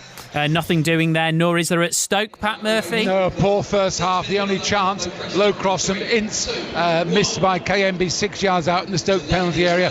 One or two little feuds developing here. Could get a little bit fractious in this second half. Both sides really need to win. Stoke 0, Watford 0. Not going well for Barry Ferguson at Ibrox in his first home game in charge. Jane Lewis. No, it certainly is not. Rangers 0, Motherwell 2. Rangers came out the traps showing plenty of intent, plenty of possession, but they were wasteful and they were soon punished. A mistake from their goalkeeper Jack Butland as he spilled an effort from Dan Casey. Luke Armstrong was there to pounce and to score. A Rangers press, they looked for the equaliser, but Motherwell defended really, really well. The same could not be said for the Rangers side. They were so sloppy, and Motherwell cut them open with ease as Tom Sparrow's low shot went under Butland. That was 2-0. Frustration at half-time. You heard the boos ringing round. Frustration from the Rangers dugout, from the fans as well. They will be mindful that they were trailing by 2 goals down at Kilmarnock midweek. However, Motherwell, their message in the dressing room will be more of the same. They're leading here by 2-0. Other half-times, Dundee won, St Johnstone won in the meeting between the bottom two, and Ross County won Kilmarnock 0. Into League One, Leyton Orient Charlton. Emily Herbert. Well, it's goalless at the break, but it's been a really lively first half. Charlton came close when a shot crashed off the crossbar, bounced down for Matty Gooden to tap in. The keeper saved it, but couldn't hold on, giving Gooden another chance. But this time, Keeley managed to smother the ball between his legs on the goal line. At the other end, Jamie Donnelly missed a golden opportunity for Orient inside the 6-yard box. He hesitated on the rebound, thinking he was offside, but the flag stayed down and the keeper gathered. It's 0-0 at half-time. In the early games, all of the top three were playing. So top of the league, Birmingham beat Wycombe by 1-0. They move up to 76 points. They are 14 above Wrexham in third. Wrexham drew 0-0 at the racecourse with Bolton Wanderers. Other half-times in League One. Barnsley 2-0 up on Lincoln. It's Bristol Rovers 1, Rotherham United 1. Burton 1, Mansfield 0. Cambridge United are 1-0 up at Crawley. Northampton lead at Exeter. Leyton Orient 0, Charlton 0. Peterborough 2, Shrewsbury 1. But Shrewsbury are down to 10 in that game. game. Huddersfield Town, after 2 straight defeats, are leading 2-1 at Stevenage. It's Stockport County 0, Blackpool 1 and goalless in the game between Wigan and Reading. There's been a try in Super League. Wakefield St Helens, Richard Stead. Yeah, we're in the 60th minute, Stephen. St Helens on target to win their first 3 games in the competition this year. Darryl Clark with the most recent try, converted by Mark Percival. Wakefield Trinity 6, St Helens 20. Into League 2, Doncaster Rovers, Newport County, half-time, Sunny. Doncaster 1, Newport 0. A corner on 34. The ball dropping to Rob Street inside 6 yards. A 5th of the season for the Lincoln Loney. Newport offering little and have faced 13 shots so far. Easy street for Donny. Half-time, Doncaster Rovers 1, Newport County 0. They're third in the league as it stands. Walsall are the leaders. How are they getting on at home to Swindon? Nikesh Regani. It's 0-0 between them and Swindon at half-time. A really nervy showing from the League Two leaders after their lead at the top was cut to just 4 points by Bradford earlier. No real cutting edge, and their only chances really were from long-range shots or set pieces. The best of them falling to Jamie Jellis, whose flicked header from a corner was well saved by Conor Ripley in the Swindon goal. Ian Holloway's side didn't really offer a lot going forward either, apart from a couple of long-range efforts which went wide. At least the sun is out, and let's hope things liven up in the second half. Walsall 0, Swindon 0. And it's half-time in AFC Wimbledon Bromley. Victoria Polly. Goalless at the break, and while there's been plenty of possession for the hosts in the first half, they haven't been able to make the most of half chances for Marcus Brown and James Tilley. It's been at the other end where it's looked more likely that the Dons' 7.5 hours without conceding at home could be threatened. Bromley's top scorer, Michael Cheek, with a chance from a tight angle in the first minute, and then a close-range effort blocked on the line by Ryan Johnson 10 minutes from time. Good save from Owen Goodman from a chance from Ben Thompson as well. Still goalless. The 4 times from earlier in League 2, big win for Bradford City and a late win as well. They're 5 points behind Walsall as it stands after they won 2-1 at Salford. Tranmere Rovers and Port Vale drew 1-1. Tranmere under Andy Crosby for the first time. That means Tranmere Rovers 22nd in the league. Morecambe will move out of the relegation zone if they can win at Gillingham at half-time. It's 0-0. Other scores: Cheltenham 1, Grimsby 0, Chesterfield 0, Crewe 2, Fleetwood Town 0, Notts County 1, Harrogate lead against Accrington, and it's MK Dons 0, Colchester United 0. Into the National League, all of these are half-times. Braintree 1, Eastleigh 0, Ebbsfleet 1, Tamworth 3. Forest Green lead Maidenhead by a goal to 0. York City 1-0 up at Hartlepool United. It's goalless in the game between Oldham and Barnet. Yeovil 2, Southend 1. And just into the second half, Dagenham and Redbridge 1, Boston United 0, which leaves us with the scores outside of the Scottish Premiership. Scottish Championship: Ayr United 3, Airdrieonians 0, Dunfermline 0, Morton 1. The league leaders Falkirk trailing 2-1 at Hamilton, and it's Wraith Rovers 0, Queen's Park 1. Into Scottish League 1, Alloa 0, Cove Rangers 1, Arbroath 1, Annan 0. It is Dumbarton 0, Stenhouse Muir 3, Inverness 0, Montrose 1, Queen of the South 0, Kelty Hearts 1. So all of the top 3 currently leading in Scottish League 1. In Scottish League 2, the leaders are East Fife. They're currently drawing 0-0 in their game at Stirling. Other scores: Edinburgh City 0, Stranraer 0, Forfar 0, Clyde 0, Peterhead 1, Elgin 0, and Spartans 1, Bonnyrigg Rose 0. You are up to date. No action in the men's Six Nations today. We do have live rugby union commentary though for you this afternoon. That's Premiership Women's Rugby semi-finals weekend. There's 2 derbies taking place to decide the finalists. So right now the BBC Sport website and app has commentary of Saracens women against Harlequins women at the StoneX Stadium. Saracens 20, Harlequins 12. Tomorrow on iPlayer you can watch reigning champions Gloucester Hartpury, who are going for the 3-peat. They take on local rivals Bristol Bears women. I just said you're up to date, but you're not, because there's been a goal at League 2 at Doncaster Rovers. Sani Rudravajula. No, you're not. It's taken 20 seconds for Doncaster Rovers to score a second. Luke Molyneux had his shot onto the post. The keeper then made a save from Rob Street, and then he pulls off a back heel from 4 yards out to make it Doncaster Rovers 2, Newport County 0. What a start for the team in third in League 2. We will see if we can squeeze in a bit of reaction to Palace 3, Millwall 1 and Preston 3, Burnley 0 in the FA Cup last 16 ties, before second half commentary of Bournemouth 1, Wolves 0 after the news on 5 Live, with the time at 3 minutes past 4. Here's Stuart Clarkson. This is BBC Radio 5 Live. Listen on BBC Sounds. Steve, thank you. President Zelensky is due at Downing Street shortly for talks with Sir Keir Starmer. It's after last night's meeting at the White House between the Ukrainian leader and President Trump.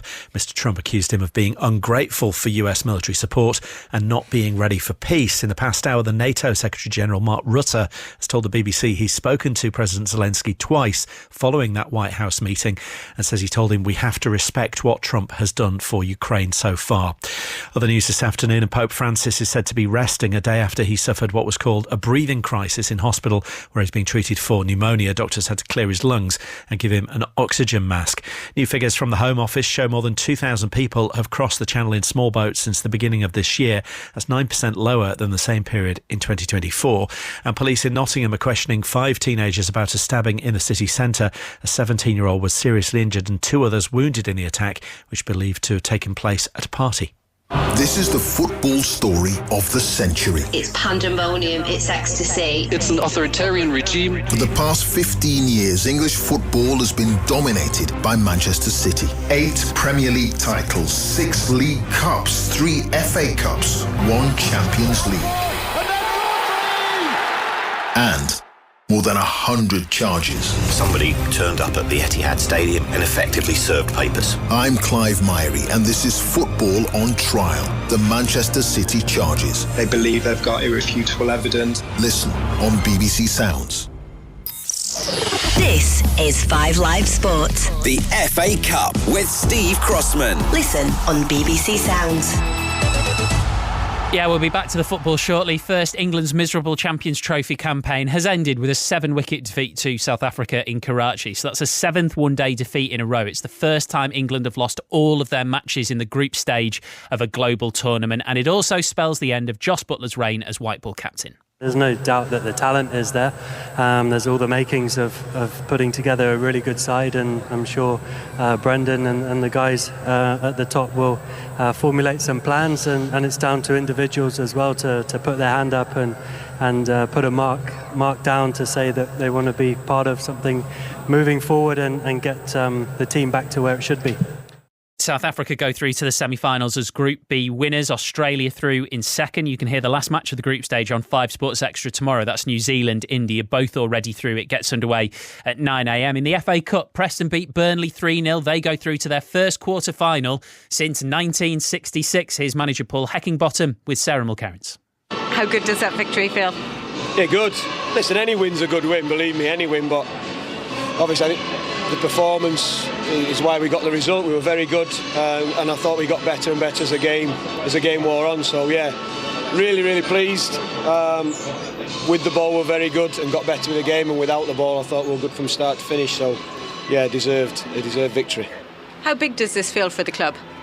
For the club it's huge, for the fans it's huge. Like I say, I didn't realise until this week that it's been almost 60 years since the last quarter-final. So in that respect it's big, but since we've been in and I speak to players, I think every cup competition's big anyway, and it's a different, potentially a different reward. It makes a welcome distraction from the league. A 46-game league is ridiculous, and how competitive the championship is and how much you put into every game.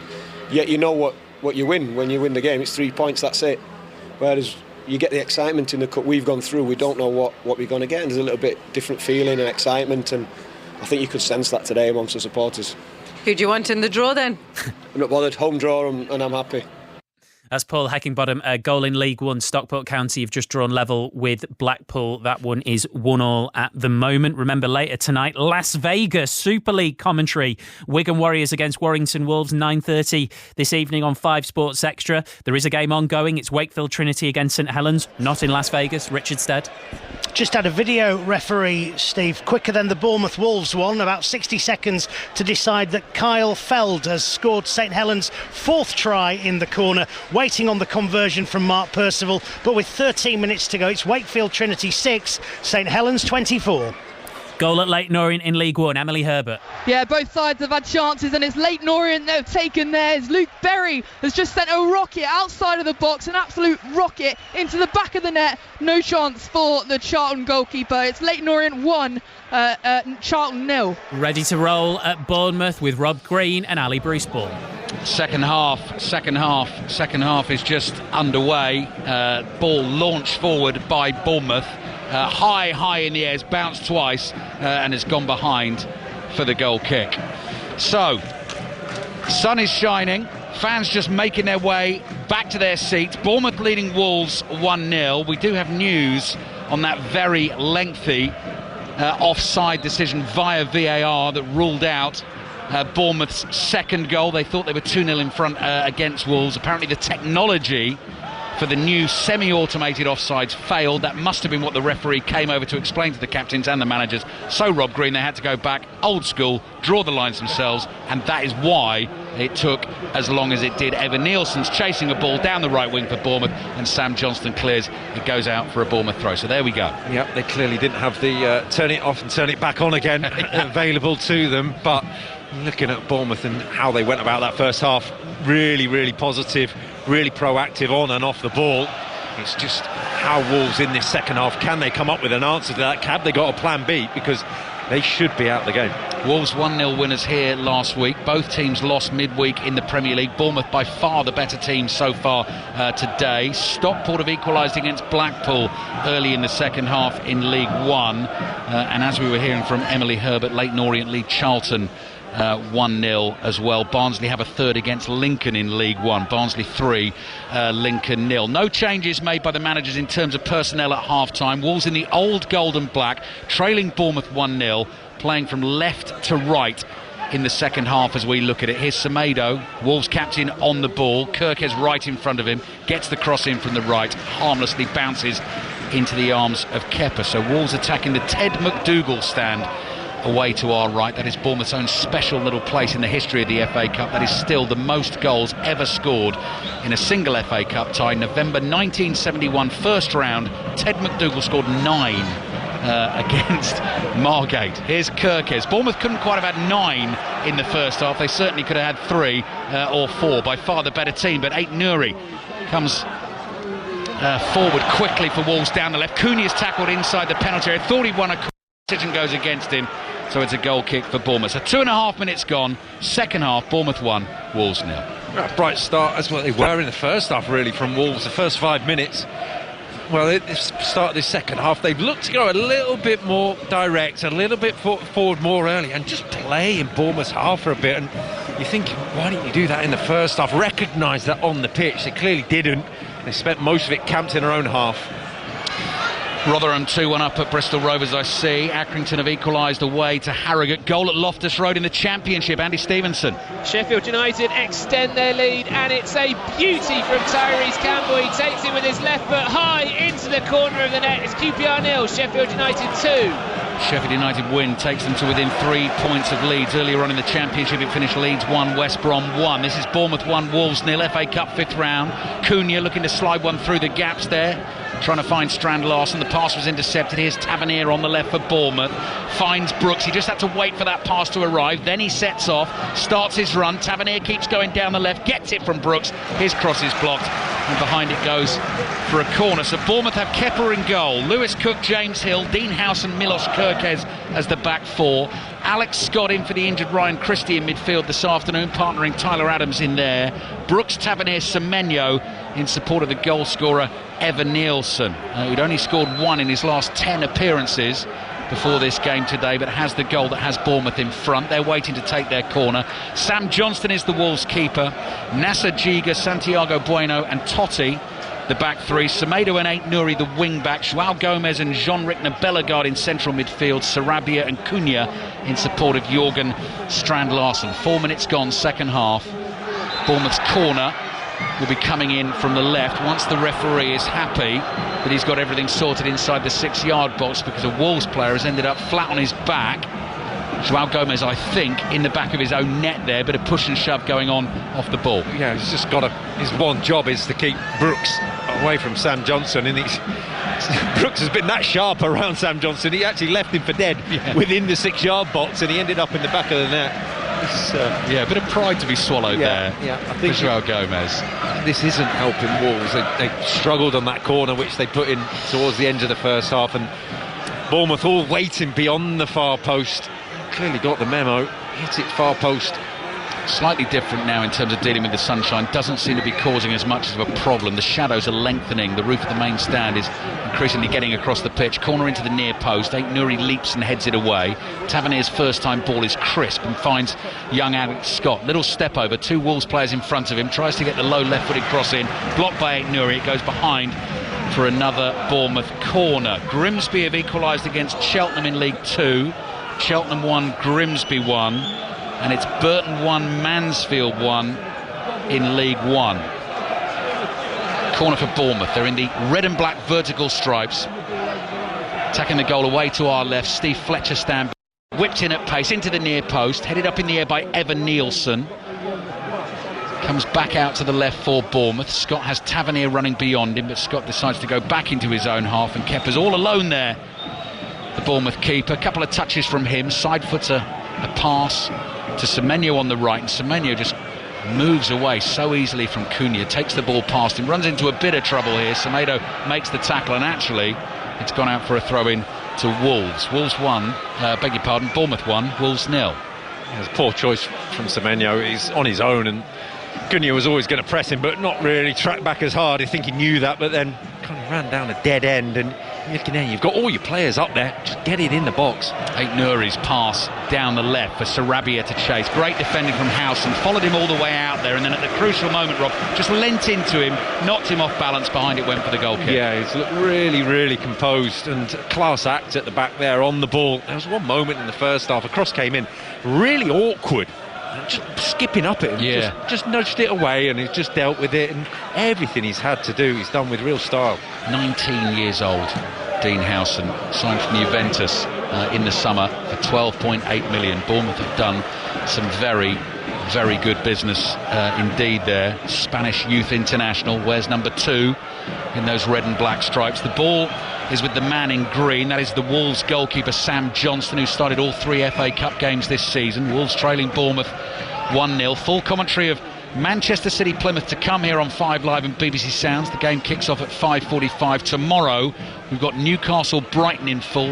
That kicks off at 1:45, and you can watch Manchester United against Fulham on BBC One, which kicks off at 4:30. We've also got full commentary of Nottingham Forest against Ipswich in the FA Cup 5th round on Monday evening. That is a 7:30 kickoff, and then we're into all the European football again next week. First leg of the last 16 ties. Bellegarde shakes off Scott for Wolves. Scott has a little nibble at Bellegarde, catches him, but referee Sam Barrett's happy to play the advantage. João Gomez comes creeping forward, stabs a pass to his left. Totti, chased by Semenyo, just doesn't give him a moment's rest there. Aït-Nouri chases that pass down the left. Cook is able to deal with it. His ball forward, intercepted. Shot, dipping shot just over the bar from the edge of the penalty area. Came from the right boot of João Gomez. Bit of a threat from Wolves there. Actually came from a Bournemouth mistake. Yep, and a shot finally for Wolves, and it was one that they just threw the ball forward and said, well, we might lose it, but we can gamble on there being a mistake or not a great clearance. And there was a great clearance that wasn't brilliant, and from that the opportunity rose. But thinking for Wolves, it was the first time they've won a second ball in the midfield. What a difference that makes. Here come Bournemouth again, real space. David Brooks bursting forward. Bueno's trying to get back at him. Chops back onto his left foot. Brooks looking for a teammate. Little back heels, clever. Semenyo drives the shot. Excellent block on that by Totti. Bournemouth come again. Here's Kirkes just outside the Wolves area on the left to Tavernier, who turns and quickly gives it back to Kirkes. Semedo's got that covered. What a lovely touch from Brooks. Backheel pass. Kirkes is crossed beyond everyone and the far post, but Lewis Cook comes charging forward. Half-volleyed effort well over the crossbar and behind for the goal kick. Some really nice football from Bournemouth there. They still lead Wolves 1-0 as it stands, heading through towards the FA Cup quarter-finals. Goal in League 2. The leaders Walsall at home to Swindon this afternoon, being watched by Nikesh Ragani. Yeah, I told you it was a nervy start for Walsall in the first half. Well, it's even more nervy now because they've just gone behind to Swindon. It was a move that was on the counter-attack. Good work down the wing. Ball came into the box, and it was Joel Cotterill who had his deflected effort from 10 yards out go into the top corner. It's Walsall 0, Swindon 1. Here come Bournemouth again, but Semenyo decides to turn back and play the ball all the way back to Kepa. Jorgen Strand Larsen comes galloping towards him. Kepa Clears with his left foot right down the middle of the pitch. Giga, first start for Wolves, heads it forward. Cunha gets involved. Bellegarde's lay off to Ait-Nouri. Ait-Nouri is shadowed there by Tyler Adams. He's able to turn though just inside the Bournemouth half. Plays down the left here. And now a chance for Wolves to attack and get across into that Bournemouth penalty area towards the far post, beyond Semedo, behind for the goal kick. Goal at Ibrox, Jane Lewis. Yeah, there has indeed, and it's gone to the home side. They're back into this one. Cyril Dessers has pulled a goal back for them. A lovely turn, lovely finish from him, and they are now back in this one. 54 minutes played. Rangers 1, Motherwell 2. So League 2 leaders Walsall, one down at home against Swindon. Bradford won earlier on away to Salford. So top of League 2 at the moment. Walsall 67, Bradford 63, Doncaster 61, Notts County on 60, AFC Wimbledon 58, and Port Vale 56 in the battle for automatic promotion in the playoff places. Evan Nielsen onto a ball for Bournemouth, gets a nudge in the back from Santiago Bueno and wins Bournemouth a free kick attacking position on the right. Yeah, Semenyo's giving Kepa the thumbs up because it's really, really good play, and this is the threat that Bournemouth had. Yes, we'll play short from the back if we can, but if you press us, we've got three guys in close proximity to each other. Semenyo who can leap and jump and win it, flick it on against anybody because he's got that timing, and then we're through and we're away, and that's where Wolves were stretched. So you kind of, when you're Wolves, you're looking at it going, we can press, we can go there, but they're going to go beyond us, so it's a really tough proposition. Wigan 1, Reading 0 in League 1. Harrogate in front against Accrington Stanley again. Harrington 2, Accrington 1, and as Jane was telling us, Rangers back in the game at home against Motherwell. Barry Ferguson's first home game in charge at Ibrox, but they're behind 2-1. St Mirren Celtic kicks off at 5:30. So free kick Bournemouth in this strip of sunshine that remains over on the right wing as they attack from right to left in this second half. Sharp blast on the whistle, low one into the penalty area. Semenyo hits it first time, deflected, it loops up into the air and it's caught by Sam Johnston. That reminds me of the Bournemouth Ryan Christie goal. Do you remember that against Arsenal? They worked something like that from a corner. Yeah, a little touch at the near post, wasn't there? That's right. Brilliantly worked. Well, that was just one straight ball all the way across the penalty area. It nearly came off. Wolves clear with Johnston, right down the middle of the pitch. Header won by James Hill against Strand Larsen. Really not talked about James Hill or Howson too much. Bournemouth haven't had all that much to do at the back, and they're pouring forward again, but Brooks has slightly overhit the pass and Semenyo decides to conserve energy and not chase that. And so now here's Bueno for Wolves on the edge of his own penalty area, across to Totti. Totti is able to get the ball out to the left, and Sarabia's got plenty of space to work with. Coming forward, ball at his feet, low pass down that line to Ait-Nouri. Sarabia makes the run beyond him, chipped away by Adams for Bournemouth. Semenyo controls, he's been tackled. João Gomez chased by Alex Scott. Gomez is down. Referee says no free kick. Then a Tyler Adams clearance hits Ait-Nouri. The ball goes up in the air. Semenyo plays it back to Cook. Cook floats one up towards the halfway line. Brooks won't get onto that. Totti gets away from him. Starts a powerful run down the left, losing balance, stumbling forward. Again, no free kick. Now, I thought Scott was tripped there. He was. He wanted to keep playing. Bournemouth do get the free kick. 13 minutes gone in the second half. 5 Live and BBC Sounds. Bournemouth 1, Wolves 0. Yeah, it's scrappy. But Wolves will take that. Wolves will take it because it's scrappy in Bournemouth's half. And you had that, just a whole wave after wave of Bournemouth attacks in the first half where they just couldn't get out their own half. Well, at least they're getting out their own half in this half. Howson up towards Evan Nielsen, followed by Santiago Bueno, struggling to hold on to the ball, knocked off it. Bellegarde, little pass down the inside right channel, back heel from Strand Larsen. Sarabia tries to slide a pass across to Cunha.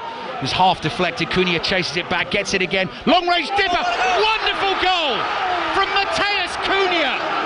It's what we've become used to from him, and he rather nonchalantly just shrugs and says that's what it's all about. That is a fabulous finish. 35 yards out, took aim, and he's fisted into the top corner, and out of nowhere, Wolves are now level in the cup tie. Bournemouth 1, Wolves 1. Well, it's barely a celebration, but it is one of the goals of the season. From a standing start, the ball virtually under his feet, one touch, and powers it. It's got dip, it's got whip, it's got everything on it. He almost fires down into the ball, Ronaldo-esque from a free kick. And Kepa knows what's happening. Kepa sees it, he moves his feet, he gets full stretch into the dive, and there is nothing he can do about it. It's an incredible strike. For whatever reason, Dean Howson is taking his time to return the ball to the centre circle. I do not know why that goal could be ruled out. Certainly not for the strike. Maybe Bournemouth felt there was a foul in the build-up or something like that. Please, please, please watch that goal on Match of the Day tonight. BBC One 10:35. If you can't do it tonight, check it out on the BBC iPlayer, BBC Sport website now. That was an absolute stunner. Super League full-time, Wakefield Trinity against St Helens Richardstead. Trinity 6, St Helens 26. The visitors 3 from 3 and they go top of Super League. And in the alley, they've only conceded 2 tries in the first 3 games. Too strong, too good this afternoon. Some hard luck stories for Wakefield, but St Helens win convincingly. Wakefield Trinity 6, St Helens 26. Big game in Vegas tonight, live on Sports Extra. Coverage starts 9:15, kick-off 9:30. Wigan Warriors against Warrington Wolves. Neil Harris working the magic back at Cambridge. 2-0 up away to Crawley this afternoon. 1 win in 16 away from home so far this season, and of course 1 last week as well. Barnsley 3, Lincoln 1 now in League One. Long ball forward here for Evan Nielsen to chase. Lets it bounce, in fact lets it run for Brooks, who tries to get it back to Evan Nielsen. Bueno is there for Wolves. Hoiked away by Totti. Tyler Adams onto that for Bournemouth, just outside the Wolves area. Lovely pass from Semenyo to find Kirkes. Run on the outside from Tavernier. Low cross back post. Superb defending to stop that being knocked in. That was Totti who somehow got back there and got his body in the way. It remains Bournemouth 1, Wolves 1, and suddenly we've got a really good game on our hands. Looking for Cunha. Cunha was away from Howson through the middle. First touch was clever. Howson's caught him. Now you can see the Wolves fans are calling for a red, but I think Cunha's still got way too much to do for that to be in denial of a goal-scoring opportunity. It's a long way from goal, and he's not got full control of the ball, but ironically it's about the same distance what he just scored from. It's end to end all of a sudden. Brilliant defending from Totti, really good play down the left from Bournemouth. He's going back onto his own goal line, back heels it off the line to clear it away, and then all of a sudden Wolves are away. Dare I say, we've got a cup tie on our hands. Bournemouth 1, Wolves 1. Extra time and penalties if required this evening. Preston, Crystal Palace, Aston Villa already through to the quarter-finals. Commentary on Manchester City against Plymouth to follow at 5:45. All the noise here in this stadium is being made by the Wolves fans at the moment. What a player they've got in their team by the name of Matheus Cunha. 15 goals this season. He scored some special ones, but that... Do you think you could have saved that, Rob? I don't think 2 of me would have. No, but it's just... It's the game plan in the first half. Just felt like get it to Cunha and he might do something. That was with reason as well. Wow. He's just backed himself and just hit it from a mile out. Cambridge United 2-0 up at Crawley, down to 10 men. James Gibbons has been sent off. Wolves take their free kick. Quarter-finalists in the FA Cup last season, now 1-1 in the 5th round. Cunha, ball at his feet. Cross it comes to João Gomez. Cunha makes the run into the far post, heads it back across goal. James Hill is there to nod it away for Bournemouth. Bellegarde sticks out a right leg, gets a touch on the ball. He's gone down on the edge of the box. Play continues. Referee shaking his head here. Wolves have it over by the corner flag on the left. And then Cunha celebrating here with the Wolves fans. He was tackled. It's gone behind for a goal kick. He's claiming it should be a corner. That's what he was celebrating. And now remonstrating with the referee like a spoilt 6-year-old child with the ball at his feet behind the byline away to our right. What a performer. Well, it's all about Cunha at the moment, and I think he's got a point. I think it was a corner and I think it was a free kick, but apart from that, yeah, you can't do that on the pitch. He's not a happy boy. No, he's having a right go here at Sam Barrett, who very wisely, the referee, is just running away from him and totally ignoring him. Incredible strike from Matheus Cunha to level this cup tie. Cup tie Wolves have barely been in. Bit better in the second half. Tavernier's volley pass forward to Evan Nielsen. Oh, gets it back to Tavernier with a great touch. Surrounded by Wolves defenders. Lays it off to the right. Semenyo couldn't get the shot away. Wolves got there just in time. Throwing for Bournemouth on the right. It's brilliant again from Bournemouth, and it's the length of the pitch in 4 passes in total. And all it needs is that final touch. They've been in that position so many times and still only scored 1. Fleetwood 1, Notts County 1. Fleetwood Town equaliser. It feels like a wide open FA Cup competition this season.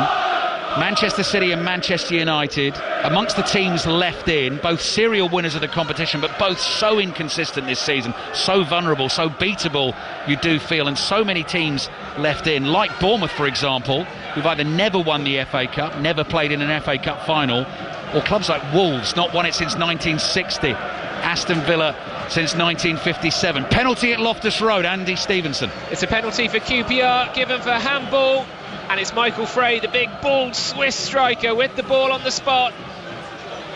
Referee just jogging to the edge of the area. Frey has put the ball down. Michael Cooper, the Sheffield United keeper, waving his arms around on the goal line. Frey steps up, and he's given QPR away back into this match. It's QPR 1, Sheffield United 2. Bournemouth 1, Wolves 1. Thank you, Andy. Here in the FA Cup 5th round, 25 minutes to play. If they're still level after 90 minutes or into extra time, could be decided by a penalty shootout. Throwing down the right for Evan Nielsen. 2 balls on the field. They actually collide with each other. Not sure who chucked the second one on. Shame for Bournemouth, because a little attack developing down the right there. Yeah, Evan Nielsen's still full of running 66 minutes into the game, and he's running the channels and round the channel again. Not sure how much of the game he's going to play. Now a bit of squad strength coming into play for Bournemouth here. 2 of the star men so far this season been rested for the first part of this game, but on come Dango Ouattara and Justin Kluivert for David Brooks and Evan Nielsen, their centre forward. So it's a sort of more familiar looking Bournemouth front four. Perfect time it feels to inject that as well, Rob. Yeah, and we're asking the question of what can make the difference within the game, and if you're Wolves and you've worked so hard to get back in the game in this 20 minutes of the second half, changing the game plan, going a bit stronger, longer, and all of a sudden a bit of magic, and then someone who else in Kluivert can produce their own magic, did it in the week against Brighton. You're thinking, crikey, OK, we've got a game on our hands again. Here's Tavernier on the left-hand side. Reading have equalised the way to Wigan. Wigan 1, Reading 1. Tavernier gets the ball from Kirkes, floats across into the penalty. Oh, that's miscued. Bouncing inside the Wolves area, they hurriedly clear through João Gomez. Miscue clearance from Totti Gomez, almost put Wolves in trouble. Lewis Cook has it on the right, the Bournemouth captain. Plays it into Semenyo in a tight space, holds his man off. Back it comes to Alex Scott. Scott across to Howson. Howson onto Kirkes, the Hungarian on the left. Outside of his left foot, rolls it down the left-hand touchline for Tavernier. Wolves in their defensive shape, just jockeying for position. Bournemouth can't see a way through there. Come back to House, and across they go to the right-hand side. Bristol Rovers 2, Rotherham 2. Latest in League One. Midway through the second half here, possibly a little bit behind some of the other games as well because of the added time end of the first half. And Marshall Munetsi is waiting to come on for Wolves, the Zimbabwean they signed from RAS during the transfer window. Here's Kirkes to Tavernier. Patient possession from the home team Bournemouth.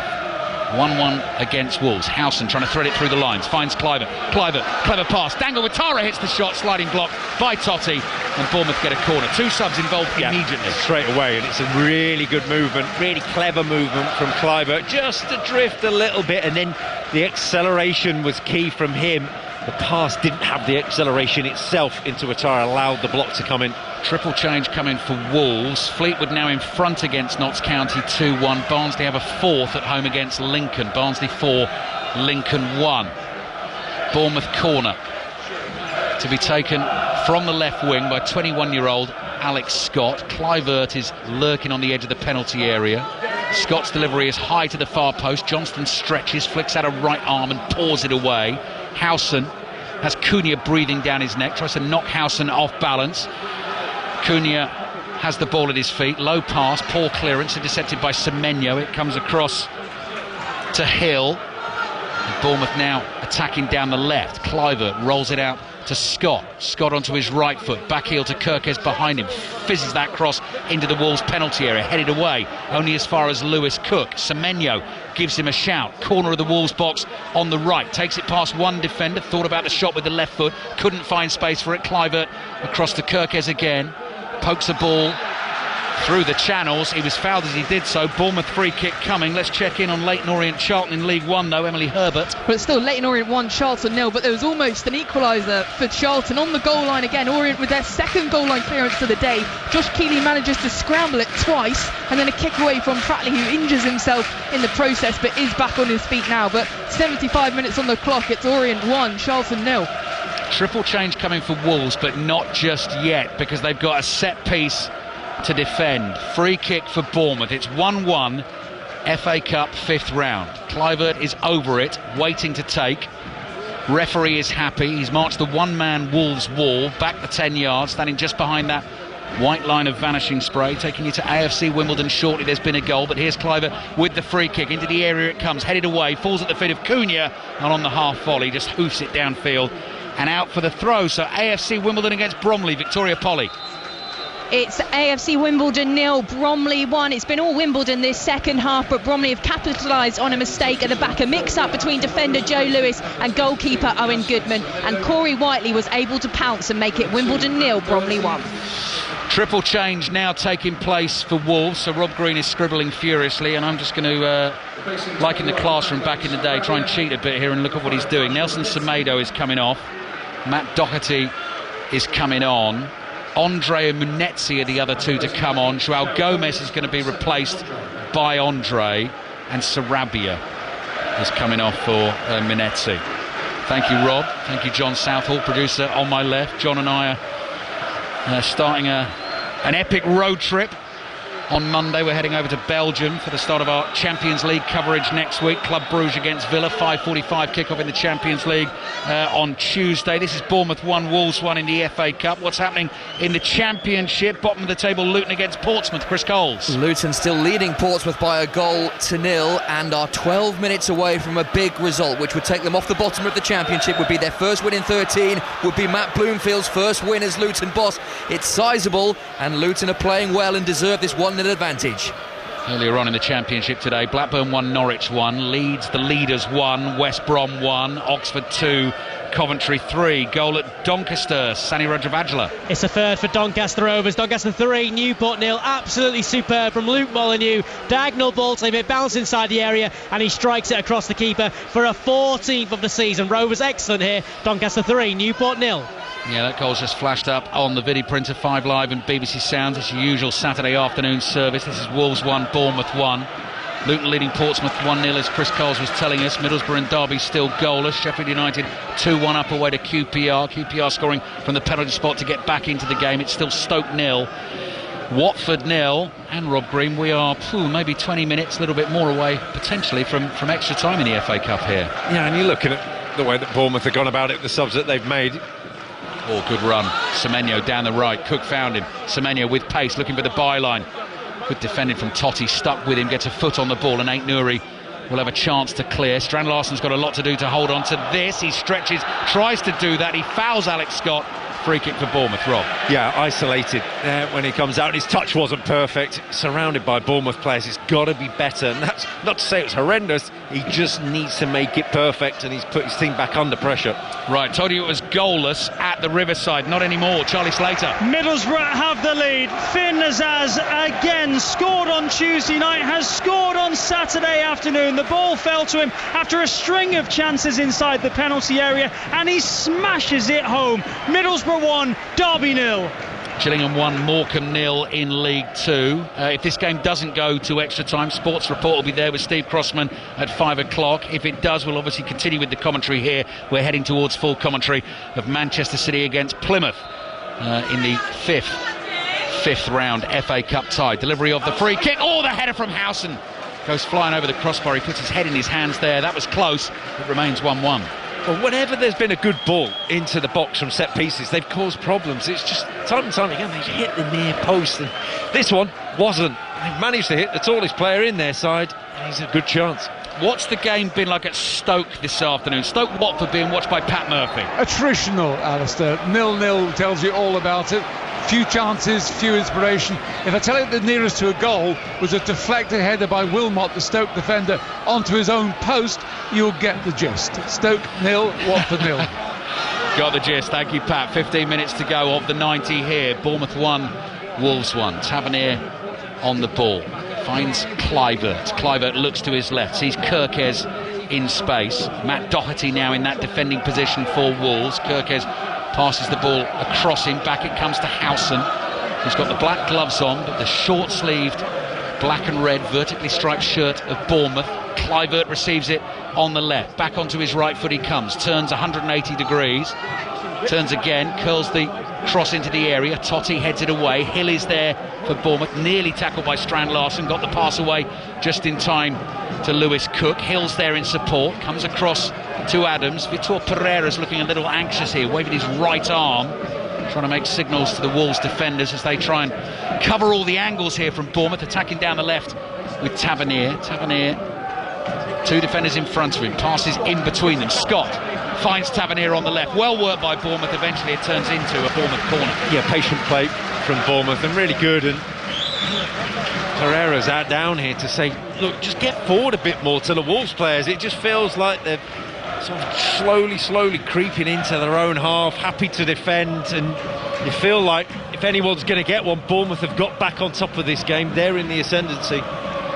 We're going to make it through to the FA Cup quarter-finals for only the third time in the club's history, Bournemouth. It's 1-1. Scott's delivery from the corner. Johnston comes through a body of players, punches the ball away, headed back towards goal. Strand Larsen wins the first header. All Giga can do there, facing his own goal, is not it behind for another Bournemouth corner. They are definitely ahead on the corner count in this game. And that chink of light is now between the two stands, but straight through onto the line of Wolves defenders. You thought a sensible thing between the 4 or 5 of them would be to take half a step back so that they could actually see the ball, but between them they've not worked that one out. 8 corners to 1 in the game, 12 shots to 8,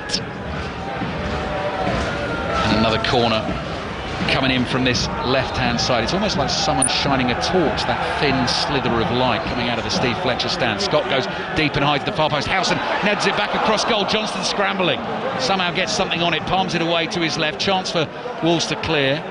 Doherty, bit of skill inside his own penalty area. Totti's clearance not a good one. Intercepted. Tyler Adams knocked over. Play continues. Hill gets the cross in. Deflected behind for yet another Bournemouth corner. Pressure is building. Bournemouth 1, Wolves 1. Yeah, all Bournemouth now, and that one was a real opportunity to the far post again. I think it was a fantastic save from Johnson, bouncing down from the initial ball, and it's another header, and it's just because he's squared up, it hits him more than anything. Good positioning. I'm not sure he knew much about it. Stockport 2, Blackpool 1. They were 1 down today, Stockport. They're now 2-1 in front. Barnsley 4, Lincoln 2. Corner for Bournemouth. Rolled short across the dead ball line. Tavernier's little back heel. Scott drives in the cross, blocked at the near post. Ball comes fizzing back out towards Tavernier. Cunha's behind him. He lets it run out for a throw-in. Stunning equaliser from Mateus Cunha. Lit up this cup tie this afternoon. Still Bournemouth 1, Wolves 1. 32 minutes played in the second half, so we're into the last 15 minutes of the 9th. And for whatever reason, James Hill decides he doesn't want to use the ball he had in his hand, so he effects a little swap. A dry one. A dry one. There we go. To get the grip, to launch a long throw into the penalty area. Headed away by Andre. Wolves now. Chance to counter. Bellegarde, ball at his feet. Cunha just takes it off him, says, I'm going to deal with this. Runs away from Scott. Oh, keeps his balance, then stumbles forward. Was definitely fouled. Bournemouth defenders would chase it, but he desperately tried to keep his balance there, because had he done so, he might have been able to get another strike on goal. 2 really good decisions. Scott to make the foul, take the yellow card. There was enough bodies around him again, but it was Cunha again, and Bellegarde to actually allow Cunha the ball, just to say, yeah, you're the man, you're on fire, just go, do whatever you've got to do, because you know what, it's going to be better than anyone else can do. In terms of shooting range, Rob, this is the range he scored from, this free kick. Yeah, it's different side of the pitch, same angle, but maybe a 1, maybe 2 yards further out. If I was Kepa Arrizabalaga away to our right, I would be a little bit concerned, because I think Cunha is in the mood. We didn't get much celebration for the first goal. Very confidently, almost arrogantly stands there, kit muddied, the old gold and black, hands on his hips. Bournemouth 1, Wolves 1. FA Cup tie in the balance, waiting for the referee's whistle. There it goes. Here's Cunha, drives the cross into the far post. Totti headed back across goal. Kepa's able to make the catch from Giga's header, which didn't have too much power on it. Brilliantly flighted ball. It had the pace for him to get that header back across goal, but the pace then had been taken all out of it. Wolves, they're hanging on in there, aren't they? Yeah. And just now and again you see glimpses, and the whole stadium, when the ball gets to Cunha, thinks, oh no. Oh, unless you're a Wolves fan. Bournemouth 1, Wolves 1. Voice of Rob Green with us on 5 Live and BBC Sounds. Adams' right-footed pass out to the right. Bournemouth come back into their own half. Hill plays it across to Howson into the last 10 minutes of the game. If they can't be separated come the full-time whistle, then we're on into half an hour of extra time. Kluivert's going to try and do something about that. Right-footed shot. Wolves defenders desperately throwing themselves in the way of that. Get the block in. It comes back out to Lewis Cook. Thought about the early cross. Instead, short pass to his left to Kluivert. Now finds Semenyo. Ball stands up on him. What a hit, what a save. Half volley, rifled it towards the bottom corner, and Sam Johnston got down sharply to keep it out. Really strong save, because it's powerful as you like on the half volley. He's hit it as well as he wants, and Sam Johnson, all you want from that distance is a sight. Or just give me a sight of it, gives you half a chance. Reading now 2-1 up at Wigan in League One. Alex Scott trying to turn on the edge of the box. The layoff doesn't find Kluivert. Strand Larsen is able to chest the clearance down. Not good enough with the ball control though. Kirkes makes the tackle. Kirkes thought he was fouled. He is absolutely livid he's not got that decision. So's Andoni Iraola. He complains. It's a throw into Wolves. It's 1-1. Yeah, Strand Larsen again. His hold-up plays are just not good enough for that style of play for it and what Wolves require. And he's fortunate there, because you feel it had got away from him and he had fouled Kirkes. Colchester have scored and lead at MK Dons. 87th minute goal. Jack Payne penalty. I'll run you through some of the other scores in just a second. Strand Larsen's ball finds Cunha, slides it into the path of Bellegarde, might run to Manetzi, looked like he was in an offside position. Flag didn't go up, eventually it does, and that is going to be a free kick for Bournemouth. It is opening up for Wolves again, and Manetzi gives them legs, gives them another option, someone who's willing to run beyond, and every couple of minutes, in amongst all the Bournemouth pressure, just these arrows, or gold arrows, come flying out, and you think, whoop, hold on a minute, they're coming. Bournemouth have restarted the game. Cook inside his own half. They're going to come back to their goalkeeper Kepa. Let's check in at Ibrox, Rangers Motherwell. Jane Lewis. Yeah, well, Rangers thought they had got that equaliser they were pushing for, but the VAR has intervened. Cyril Dessers was ruled to be offside. Did really well. He kept strong to keep the Motherwell defender at bay as he shot from close range, but offside he was, and VAR has ruled that one out. So Motherwell still leading by 2-1 here. League 2 latest in the 3 o'clocks. Bromley are 1 up away to AFC Wimbledon. It's Cheltenham 1, Grimsby 1. Crewe 2 up at Chesterfield. Cross into the Wolves area. Totti really has to stretch to climb to head it away. He can only glance it behind for a corner. Doncaster leading Newport by 3-0. Fleetwood 2, Notts County 1. Bournemouth have taken the corner quickly and short. Semenyo back to Cook. First time cross, high looping ball to the far post. Howson heads it back across goal.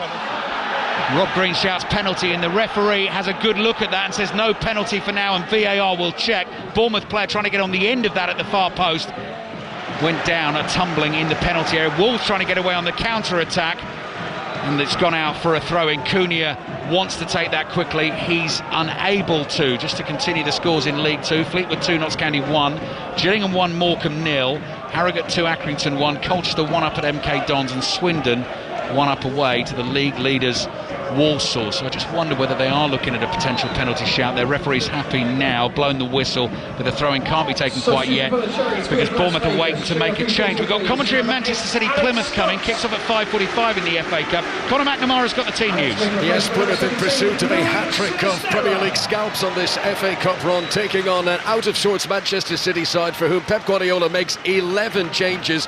Victor Hayes, who's yet to make his Premier League debut, starts in defence. Nico O'Reilly, who makes his 7th cup appearance of the campaign, in midfield. Looks like Phil Foden will play as a false 9. For Plymouth, well, they make 6 changes from their league game against Cardiff City in the Championship. Hazard, Tolierov and Katic keep their places in defence and goalkeeper. Wright and Bondu keep their places in attack. Otherwise, all change. Manetzi with a shot on goal, blocked before he could even get to Tess Kepa. Chance for Bournemouth to clear their line. 6 minutes of the 90 remaining. Bournemouth 1, Wolves 1. Kluivert goes chasing a ball inside the Wolves half. It's coming back towards Sam Johnston. Luton Portsmouth latest in the Championship. Chris Coles. Into 6 minutes of added on time. Luton 1, Portsmouth 0, but a massive Portsmouth chance. Connor Ogilvie, header 4 yards out, had to score. put it over the top. Luton 1, Portsmouth 0. Late Exeter equaliser in League One against Northampton. It's 1-1. Chesterfield has scored at home to Crewe. They trail by 2-1. We heard from Chris there, recent guest on the Commentator's View podcast. Latest episode up on the BBC Sounds app right now. Peter Drury was our guest. If you haven't had a chance to have a listen just yet, absolutely brilliant. I could have sat there all day, Rob, and listened to Peter Drury's stories. He's honestly got the voice for it, hasn't he? If there was ever a man for a job, Peter Drury in commentary. Yeah, Peter Drury and John Murray sort of reminiscing on old times. John did his first ever BBC radio commentary at the Manor Ground, Oxford United, sitting alongside Peter Drury. Some great tales on that podcast. Ian Dennis will be back on it next week. He'll be back on the Saturday 3 o'clock duty next week as well. Some game in League One at Barnsley. Now, Barnsley 4, Lincoln 3. Lincoln have got a third in added time. 92nd minute of the game. 5 minutes of the 90 remaining here. 1-1 in the FA Cup between Bournemouth and Wolves. League 2 leaders last we heard Walsall. Behind at home against Swindon. Nikesh Ragani has the latest. They're still trailing by a 1-0. They've got 3.5 minutes here of stoppage time remaining to try and salvage something from here. They've had a couple of chances. Substitute Albert Adoma's had a couple of shots, one of which was really well saved by Connor Ripley in the Swindon goal. But Swindon holding firm. It's still Walsall 0, Swindon 1. Wolves have made a change. Nasser Jiga, the Burkina Faso international, making his first start for the club, has come off. Boubacar Traore has come on to replace him. We're into the 87th minute of this cup tie, and second half it's been a thriller actually, Rob, lit up by that Cunha equaliser, and suddenly Wolves have won the ball again on the halfway line, immediately looking for Cunha. He couldn't quite control that. Tavernier's in there for Bournemouth, gets it back to the goalkeeper Kepa. Back to Pat Murphy watching Stoke Watford. Still 0-0, but Stoke building ahead of steam towards the end here. The better side the last 15 minutes or so. Brilliant save from the Watford keeper Selvig to palm away Juno's header. Stoke 0, Watford 0. Matt Doherty very nearly losing the ball to Luis Sinisterra. Wolves have managed to clear up towards Ait Nouri. The ball is over his head. Lewis Cook has it, pushes the pass down the inside right channel, finds Kluivert. Kluivert's crossing, stretching. Ouattara got a foot on it on the half volley, no power. It's knocked behind for the corner, and the offside flag is up. It wouldn't have counted anyway. Great ball in from Kluivert. 2 Bournemouth players going for it as well. Yeah, Kluivert was drifted offside in the early setup of the routine. Again, you're talking getting in that position and just not finding that final pass. Johnson's gone down injured. I'm not sure why, but goal in our feature game in League One. That's Leyton Orient Charlton. Emily Herbert. Charlton Athletic has found an equaliser in the 2nd minute of added time here. Gillespie has found the ball with his head, placed it into the back of the net, and we've got 3 minutes of added time to go here. It's Leyton Orient 1, Charlton 1. What about Rangers in the Scottish Premiership at home against Motherwell? Jane Lewis. Yeah, they're still trailing by that 2-1, but they are pressing for the equaliser. Brilliant chance for James Tavernier on his 500th appearance for Rangers. The ball fell to him. He cracked the ball from about 7 yards out and he blazed over. It was a great chance, but it was a missed chance, and they still trail here by 2-1. Not missing any football here at the moment. Sam Johnston is down, the Wolves keeper away to our left and receiving treatment. Bournemouth 1, Wolves 1. So we're going to have a fair bit of added time at the end of this second half, possibly extra time on the way as well. Latest from Loftus Road in the Championship earlier on today. The leaders' Leeds held at home against West Brom. Sheffield United, their closest challengers, away at QPR. Andy Stevenson. Sheffield United still lead. Both sides have made all 5 subs, which has disrupted things a bit. We're in 6 minutes of added time. QPR throwing the kitchen sink at Sheffield United, but they're still behind. QPR 1, Sheffield United 2. Rotherham in front away to Bristol Rovers. Late goal added time. Bristol Rovers 2, Rotherham 3. Middlesbrough Derby next. Charlie Slater. Where Delano Bergzorg has just hit the post for Middlesbrough. That would have put the game to bed. We've had 7 minutes added on. We played 5 of those. Middlesbrough leading against Derby by 1-0 would be a huge 3 points for Michael Carrick's Middlesbrough, which would put them only 2 points off the playoff places. Still 1-0. Tense at Kenilworth Road, I imagine. Chris Coles. Extremely tense, Ali. This would be a huge result for Luton as well. 1 minute 20 seconds to play. Luton 1, Portsmouth 0. Portsmouth, as you'd expect, giving it a real go, but Luton are holding firm. They lead 1-0 into the final minute. Bournemouth 1, Wolves 1. Sam Johnston's back on his feet. We're just about ready to get back underway. Full time in League One. Doncaster have beaten Newport County, League Two, beg your pardon. Doncaster Rovers have beaten Newport County by 3-0. 90th minute here. Strand Larson battling with Hill for the ball. Here's Kepper. It's rolling towards him. Thumps it clear with his right foot up the middle of the pitch towards Sinistera. He couldn't bring it under control for Bournemouth. Traore runs into trouble for Wolves. Semenyo thought he was away, lost it. Wolves have it again just short of the halfway line. Aït-Nouri's tackled and it goes out for a throw into Bournemouth. On the left, take a breath. Yeah, he's just feeling like he's just kind of lost its way, which has added to the game in that there's more haphazard about it, and Bournemouth with their changes of personnel up front, it's not as smooth, it's not as methodical, but with it becomes a little bit of chaos that you can't read in the game and adds to the cup time. Crewe look like they've got the points away to Chesterfield. They've scored a third added time. Chesterfield 1, Crewe 3. 5 minutes of added time being played here. Bournemouth 1, Wolves 1, and the League Two leaders Walsall have lost at home this afternoon. They've been beaten by Swindon. Ian Holloway's Swindon win the game by 1-0. Bournemouth attacking. Away to our left, Kirkes to Ouattara over on the left wing. Pass in field blocked, goes out for a throw to Bournemouth. Are we going to get a late winner in normal time here in the 90 minutes plus the added time, or are we heading towards extra time? It's looking like extra time at the moment. Hill's ball forward, long ball forward.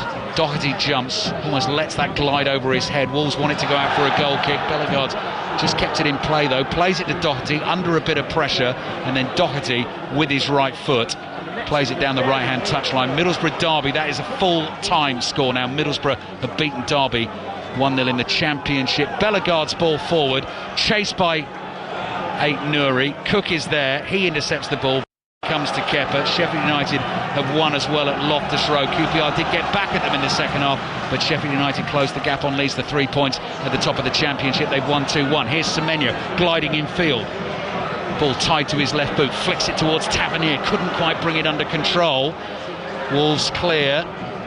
Adams across to Kirkes, down the line it goes to Ouattara. Ouattara getting away from his man, gets it back onto his right foot, stands up against the defender again. Cross comes in, behind it goes for a corner. Late goal at Leighton Orient, Charlton, Emily Herbert. And I do not believe it. Kane Ramsey have won it for Charlton Athletic in the last minute of extra time. A carbon copy of their equaliser, a header at the back post from a corner kick. It's Leighton Orient 1, Charlton Athletic 2. We've got 30 seconds to play. Full commentary of Manchester City against Plymouth, FA Cup 5th round on the way here on 5 Live. It kicks off at 5:45. We may well have extra time here before that, possibly a penalty shootout as well. Bournemouth 1, Wolves 1. Clivert with the corner in towards the far post. Everyone leaps, headed away, and the ball rolls out to Semenyo. Wolves have just about everyone behind the ball. Semenyo drifts a crossfield pass to Clivert. Looks like no, he's not overhit it. It's curled into the far post. Back it comes to Semenyo now. Effort from him. Just over the bar and behind for the goal kick to Wolves. Bournemouth 1, Wolves 1. Well, it's been Bournemouth's pressure in this second half that you felt out of either team was going to make the difference. And there, Semenyo, that was kind of the arse chance. Was he going to cross it to the far post? He went for the goal. It was the he was going for and almost shaved it. Yeah, that actually, I thought that had gone over the bar. That was a Beckham-esque effort, wasn't it? That sort of, you're not expecting to go for that corner from the right across the face of the goalkeeper, but swinging away from the keeper and just missed that top right corner. That would have been some finish to the game. Aït-Nouri thought he'd found a bit of space on the left-hand side. The pass couldn't quite get through to him. Sinistera up against Bueno. Bueno wins that battle. Totti clears with his left foot. The attritional game at Stoke has finished. Stoke 0, Watford 0 in the Championship. The full times continue to come through. Lewis Cook miscues in front of the Wolves fans. They love that. Second bite at the cherry for the Cherries, and away they come down the right. Brilliant from Clivert. Nods the ball down to himself, tries to cut in between the two Wolves defenders. Half tackle, but Semenyo's there to pick up the pieces for Bournemouth. Tavernier urged on by the Bournemouth fans around us. Cross comes in from Ouattara. Real pace. No one can get on the end of that. It goes all the way through the penalty area and out for a throw into Wolves in the left back position. Yeah, that might have been okay for Evan Nielsen half an hour ago, but it's been gone for quite some time and there's no one really with any presence up front now. Sinistera's not the size. Semenyo's too far for him to get in the box. I think that's a problem that Bournemouth are going to have to deal with in this remaining minutes and injury extra time potentially. Evan Nielsen started the game, scored the goal for Bournemouth in the first half. They had the ball in the back of the net 3 times, 2 of them ruled out, 1 for handball, 1 for offside via a very lengthy VAR check. Wolves are getting the chance to take their throw in again deep in that left back position, and time is almost up here in this game. We're in the last minute of added time. We are heading towards extra time as it stands to see who's going to make it through to the quarter-finals of the FA Cup and join Crystal Palace, Aston Villa and Preston. Wolves have won a free kick inside their own half, battled hard in this game, but it's Cunha with the magic thunderbolt from his right foot that has got them the equaliser that looks like it's taken us to extra time. They'd have taken that at half-time. Wow, wouldn't they? It's been just a game that has been Bournemouth for the taking for so long. Wolves, with that man in the side, I'm thinking they're always going to have something. Johnston clears for Wolves, long ball down the left, Cook heads it away for Bournemouth, full time. So it is extra time and it could be penalties to decide this one. Bournemouth much the better team, certainly in the first half, but Mateus Cunha with a very, very special equaliser. An absolute screamer here, Steve Crossman, 35 yards out, picked his spot, and Kepa had absolutely no chance. We're heading to extra time. After the 90, it's finished Bournemouth 1, Wolves 1. We are going to rattle round all of the full times before commentary of extra time. Starting at Ibrox, Barry Ferguson's first home game in charge, and he's beaten Jane Lewis. Absolutely, he is beaten. Rangers 1, Motherwell 2, the final score. There was no comeback this time for Rangers. Disappointment as they lose this one and lose even more ground in the title race. This was a massive effort and a massive win for Motherwell, and it puts them up into the top 6 for now. Rangers did get a goal back early in the second half. A mistake from Dan Casey at the back for Motherwell allowed Cyril Dessers in. He struck from close range. Dessers had a second goal ruled out for offside as Rangers did push looking for that equaliser in the second half. Well, Motherwell's goals all came in the first half. Luke Armstrong pounced on a mistake from Jack Butland, and then a Rangers defensive was caught in question again as Tom Sparrow made it 2-0. This was a brilliant result for Motherwell, an even better one from Celtic. If you look at the top of the table, they could extend their lead at the top of the Premiership if they win or draw this evening away to St Mirren. That kick-off is later on, but here at Ibrox it finished Rangers 1, Motherwell 2. Elsewhere, Dundee 1, St Johnstone 1 in the game between the bottom 2, and Ross County 1, Kilmarnock 0 full times. Into the Championship, Sheffield United in second at QPR. Andy Stevenson.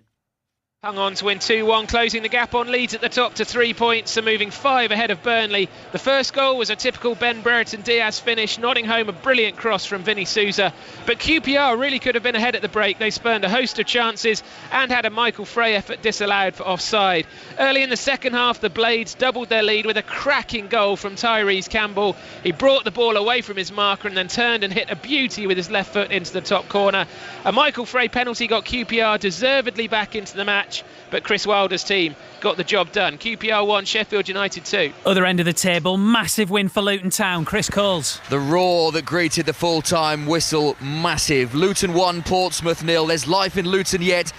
Jordan Clark's first half goal. Portsmouth have the better chances in the second, but Luton hold on for their first win in 13 matches. Luton 1, Portsmouth 0. Luton off the bottom, replaced by Derby County after defeat at Middlesbrough. Charlie Slater. Middlesbrough 1, Derby 0. Excellent finish from Azaz. 12 yards out, 10 minutes remaining the difference. Takes him into double figures for the season. Moves Borough 2 places and 2 points off the playoffs, while Derby drops to the bottom of the table. 12 league games without a win. It's finished Middlesbrough 1, Derby 0. A result that does nothing for anyone at Stoke. Pat Murphy. Stoke 0, Watford 0, but an improved performance from Stoke. They nearly won it at the end. Junior's header, brilliant save from Selvik. At the other end, Stoke's post was hit by Wilmot's deflected header, but apart from that, they survived Stoke. Stoke 0, Watford 0. Other scores for you in the Championship from the earlier games. Blackburn 1, Norwich 1, Leeds 1, West Brom 1, and Oxford United 2, Coventry City 3. Coventry up to 5th in the Championship. Into League 1. What a finish at the game between Leyton Orient and Charlton. Emily Herbert. Yeah, Leyton Orient 1, Charlton Athletic 2. The visitors deserved the win, but Leyton Orient will be gutted. 2 late strikes from Charlton, one from Gillespie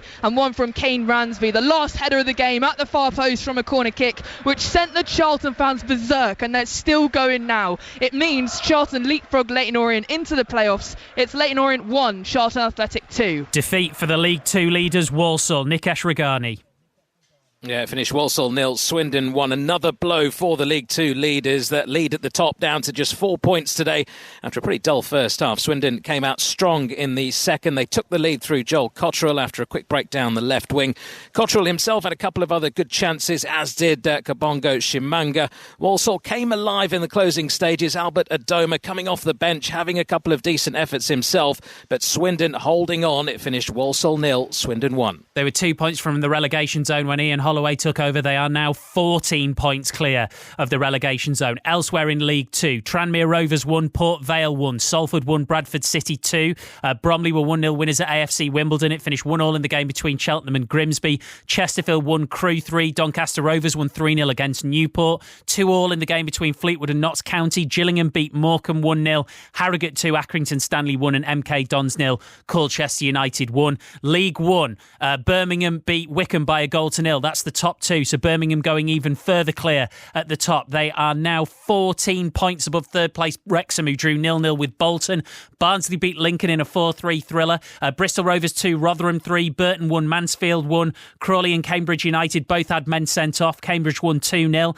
Exeter 1, Northampton 1. Peterborough 3, Shrewsbury 1. Stevenage 1, Huddersfield 2. Stockport 2, Blackpool 1. And Wigan 1, Reading 2. Ali. That's your quickest version of Sports Report ever.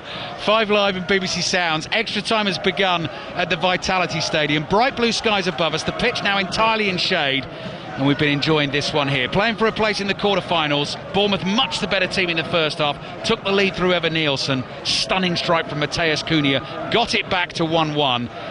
And so now we've got Bournemouth in the red and black stripes playing from left to right in this first period of extra time. Have possession of the ball. James Hill, the right-sided centre-back, lays it off to Cook. Cook is closed down by Boubacar Traore. Alfie Pond, substitution made just before extra time started. The 20-year-old in his third season at Wolves has come on for Jean-Ric Bellegarde. Here's Lewis Cook, misplaced pass. Bournemouth still battling for it around the edge of the Wolves penalty area, but here is Traore in his pink boots trying to run it out of his own half, runs into trouble. Cook wins it for Bournemouth. Short, stocky figure Lewis Cook, and plays it back here to Hill. So extra time can be very variable, Rob. Sometimes you get great half hours of extra time, sometimes not so great. I'm hoping for the former. Yeah, I think Wolves will hope for the latter. Tavernier on the dribble, gliding between defenders. Sinisterra thought about a shot from the edge of the box. Sliding challenge on him. Bournemouth keep the attack going.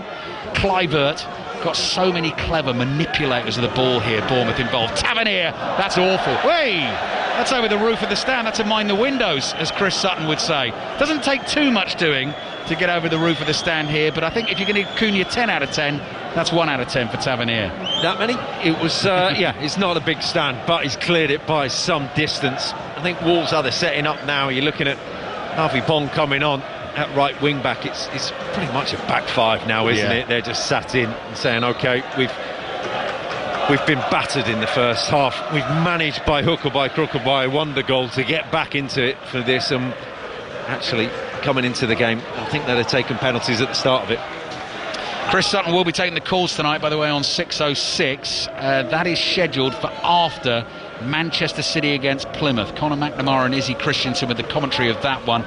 Kicks off at 5:45. The next tie in the 5th round of the FA Cup. The draw for the quarterfinals will be made tomorrow, live on BBC One. You'll hear it here on 5 Live after the game between Manchester United and Fulham, which you can watch on BBC One. It kicks off at 4:30. We've got full commentary on Newcastle Brighton tomorrow, which kicks off at 1:45. Six Nations back next weekend, by the way, so a week today.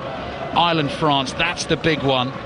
That'll be on Sports Extra. Kicks off at 2:15. So will Scotland, Wales, which kicks off at 4:45. Matt Doherty just takes the ball away from Ouattara and his own goalkeeper there. Did well for Wolves. Then he clatters it downfield with his right foot. Strand Larsen leaps. The ball clears him.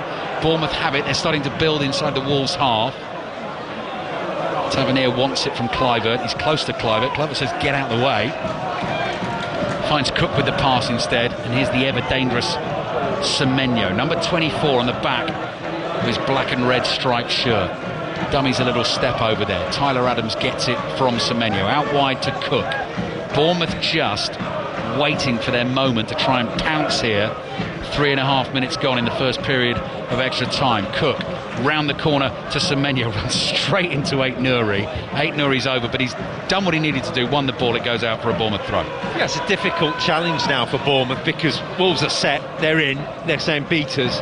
And I heard Unai Emery in the week saying about how a different challenge for Aston Villa is the breakdown, as they call it now, the low block. This is very much the challenge that Bournemouth now face, is breaking this Wolves back five plus four in front of them. Maybe Strand Larsen drifting up front, maybe Cunha getting up in support, but that's about it. Here's Howson, Bournemouth centre-back. Bobbles a little pass to his right to Tyler Adams. Graceful ball from him, driven across the field to Lewis Cook.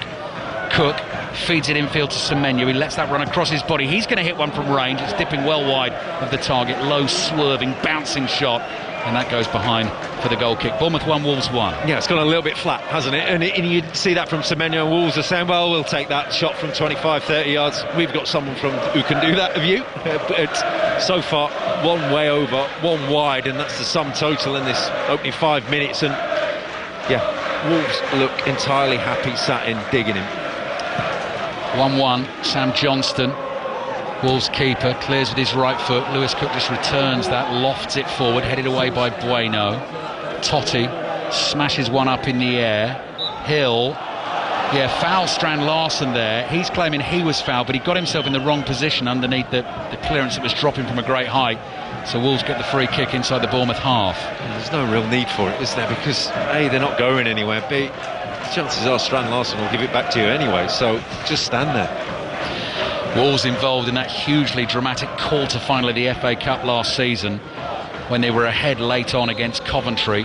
Coventry scored the 2 goals to take themselves through to the semi-final against Manchester United. Kepa's come a long way off his line. He saw that all the way from Cunha's right foot, was in a great position, makes the catch, and he's got Bournemouth away. Kirkes loves to bomb down this left-hand side, tearing away. Then he stops for a second midway inside the Wolves half on the left. Alfie Pond in front of him in that right wing-back position. The ball's come in field to Tyler Adams. Adams plays it out to the left here to Sinisterra, cross into the box. Totti powers the header away. Strand Larsen chests it down inside his own half. Let's see if he can prove Rob Green wrong. Plays it back to Alfie Pond. Pond clears it downfield, and Bournemouth do get the ball back. So Wolves are sitting in.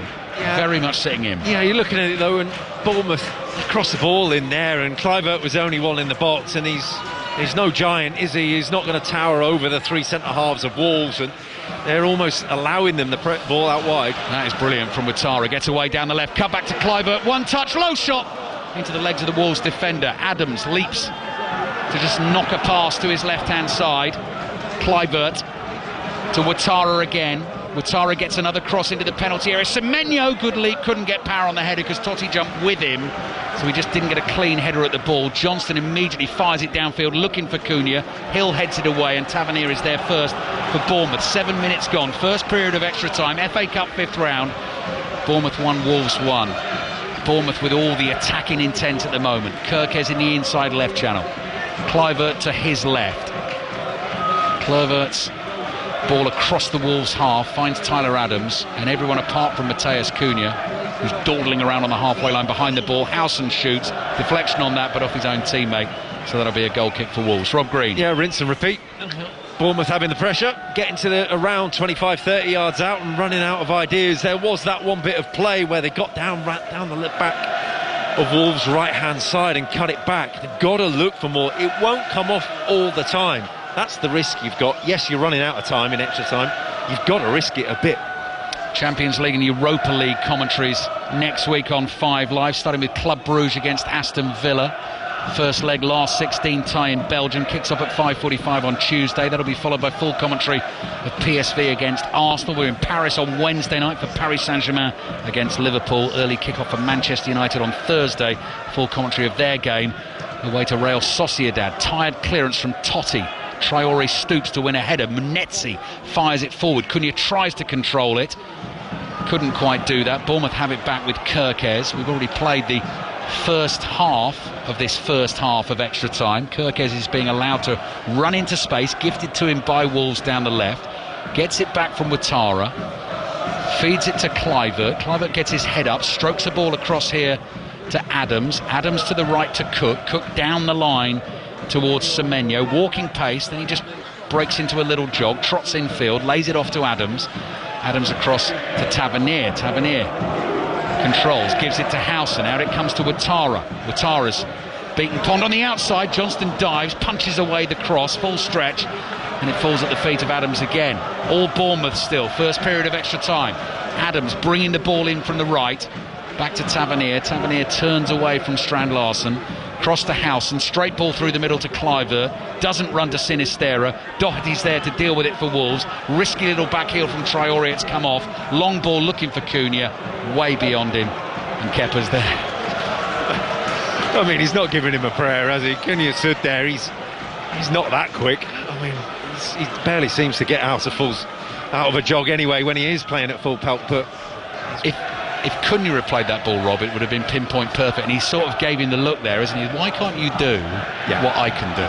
Well, and he's playing with a team that he knows he's better than the rest of them, and he's got them back into it once, and you feel like he's the one who's going to have to win it for him. Here come Bournemouth again. Semenyo bursting down the right-hand side. Totti slides in to win the ball. Hefty sliding tackle. Semenyo up for the challenge, comes back in, bumps into Totti, and it goes out for a throw into Wolves in the left-back position. 10 minutes gone, first period of extra time. Full commentary of Manchester City Plymouth on the way. Kicks off at 5:45. 11 changes made by Manchester City. That might give Plymouth just a little bit of hope. How many did Liverpool make? Yeah, good point, Rob. How many was it? Yeah, it was a lot, I think. 10 off the top of my head, but I could be wrong about that. But you're right. Good point. Hill's ball high in the air. Ouattara leaps, beaten in the air, falls to Strand Larsen just short of the halfway line. Here's Cunha, scoop path for Strand Larsen to chase. Hill's got it covered and clears high into the main stand that we're sitting in, and it goes out for a throw-in to Bournemouth on the left. Just digging around in the FA Cup stats before the game.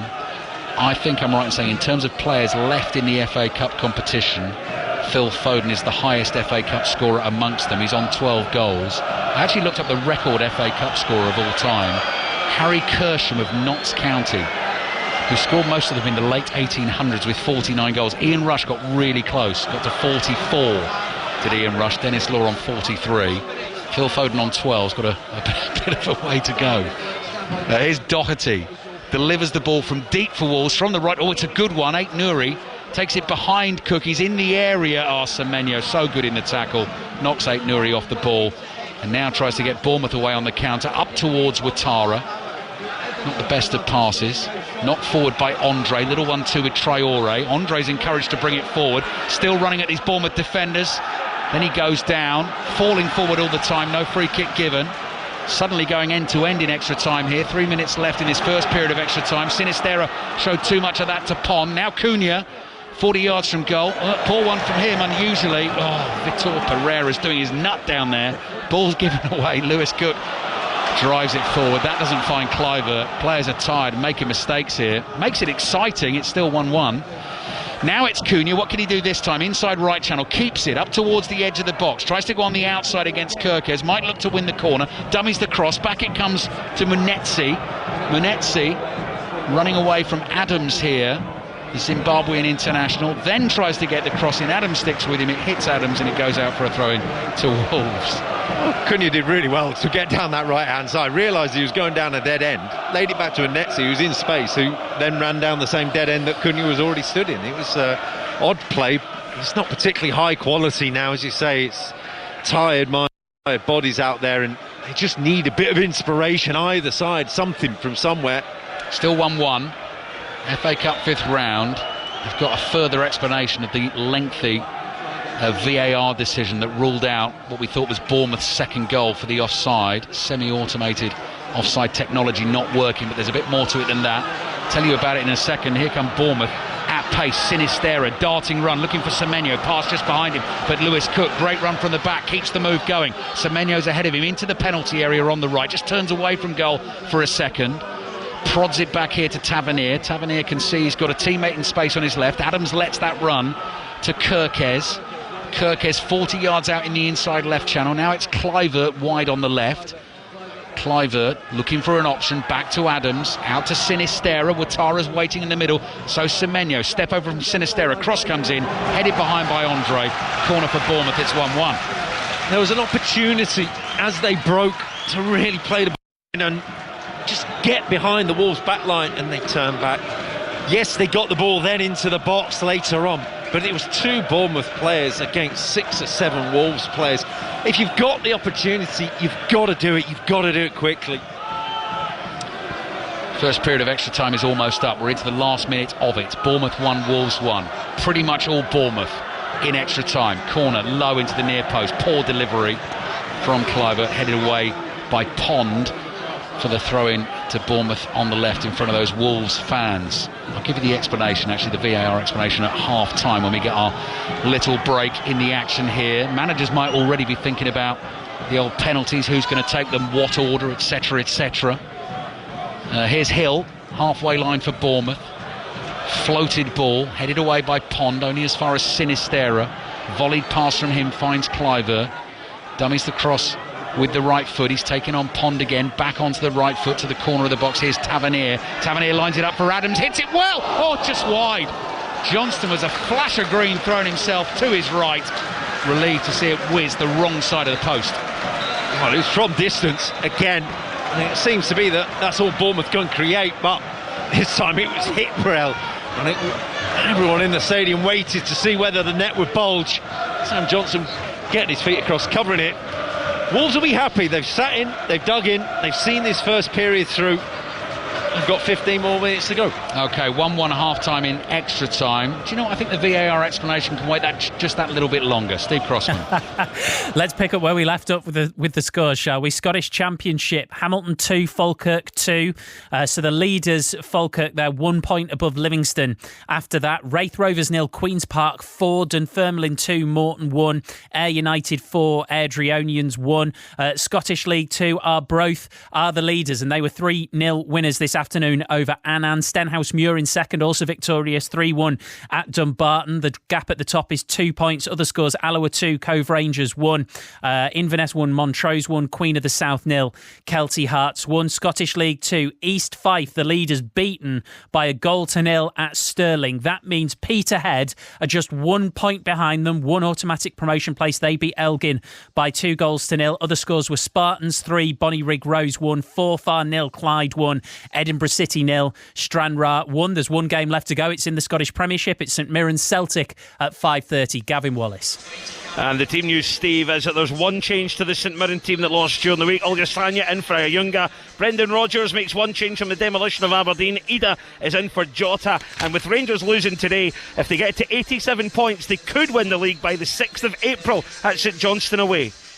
We've still got commentary to come at 5:45 of Manchester City against Plymouth Argyle. The only scores that you've not had this afternoon are in the National League. Braintree 1, Eastleigh 0, Dagenham and Redbridge 1, Boston United 3, Ebbsfleet 2, Tamworth 3, Forest Green beat Maidenhead by 2-0. Hartlepool 0, York City 1, Oldham 0, Barnet 3, Yeovil 2, Southend 2. So wins for all of the top 3. Barnet on 76 points. They are 6 points clear of York City. Again, only 1 automatic promotion place, which leaves us with the FA Trophy, and we've got our semi-finalists. They are Spennymoor Town 2-0 winners at Sutton United, Rochdale 2-0 winners over Altrincham, Aldershot who beat Sittingbourne 3-0, and Ali Bruce Ball, here's one for Rob Green, Woking after a 3-2 win over Oxford City. He's punching the air with delight. You've done brilliantly again, Steve. You crammed it all in. And the second period of extra time is just about to get underway. FA Cup 5th round tie. Bournemouth 1, Wolves 1. Daniel Jebison has now replaced Antoine Semenyo for Bournemouth. He has scored in both FA Cup games for Bournemouth so far this season. Here's your VAR explanation. Goal ruled out in the first half. Took an age to deal with it.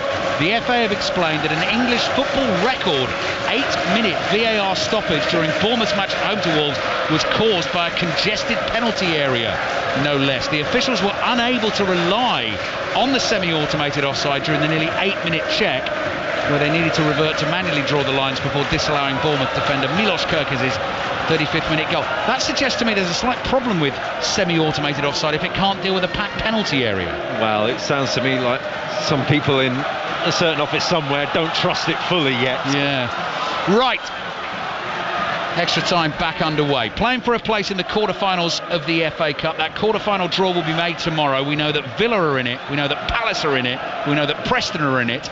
We've got commentary of Plymouth on the way. One of these two teams will be in it. Will be in that quarterfinal draw in the next 20 minutes or so. Chasing a ball here is Kluivert. Goes down in the penalty area and the referee points to the spot. Sam, does he? No, hang on. Now he's got the yellow card up as he booked Kluivert for diving. Sam Johnston went to clear the ball with his right foot. Kluivert went tumbling. He pointed, I thought, for a penalty. It was actually for the goal kick, and he's booked Kluivert for diving.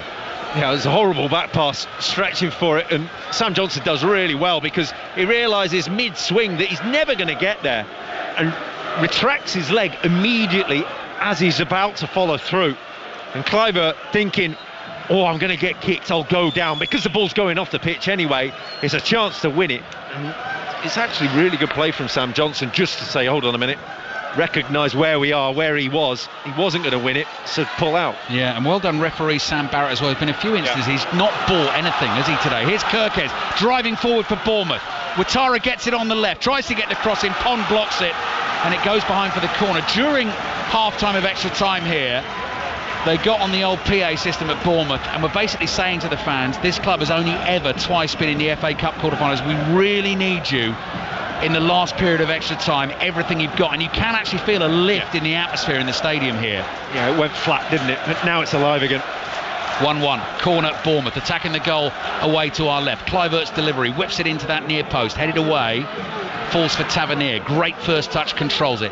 Can't hit the shot.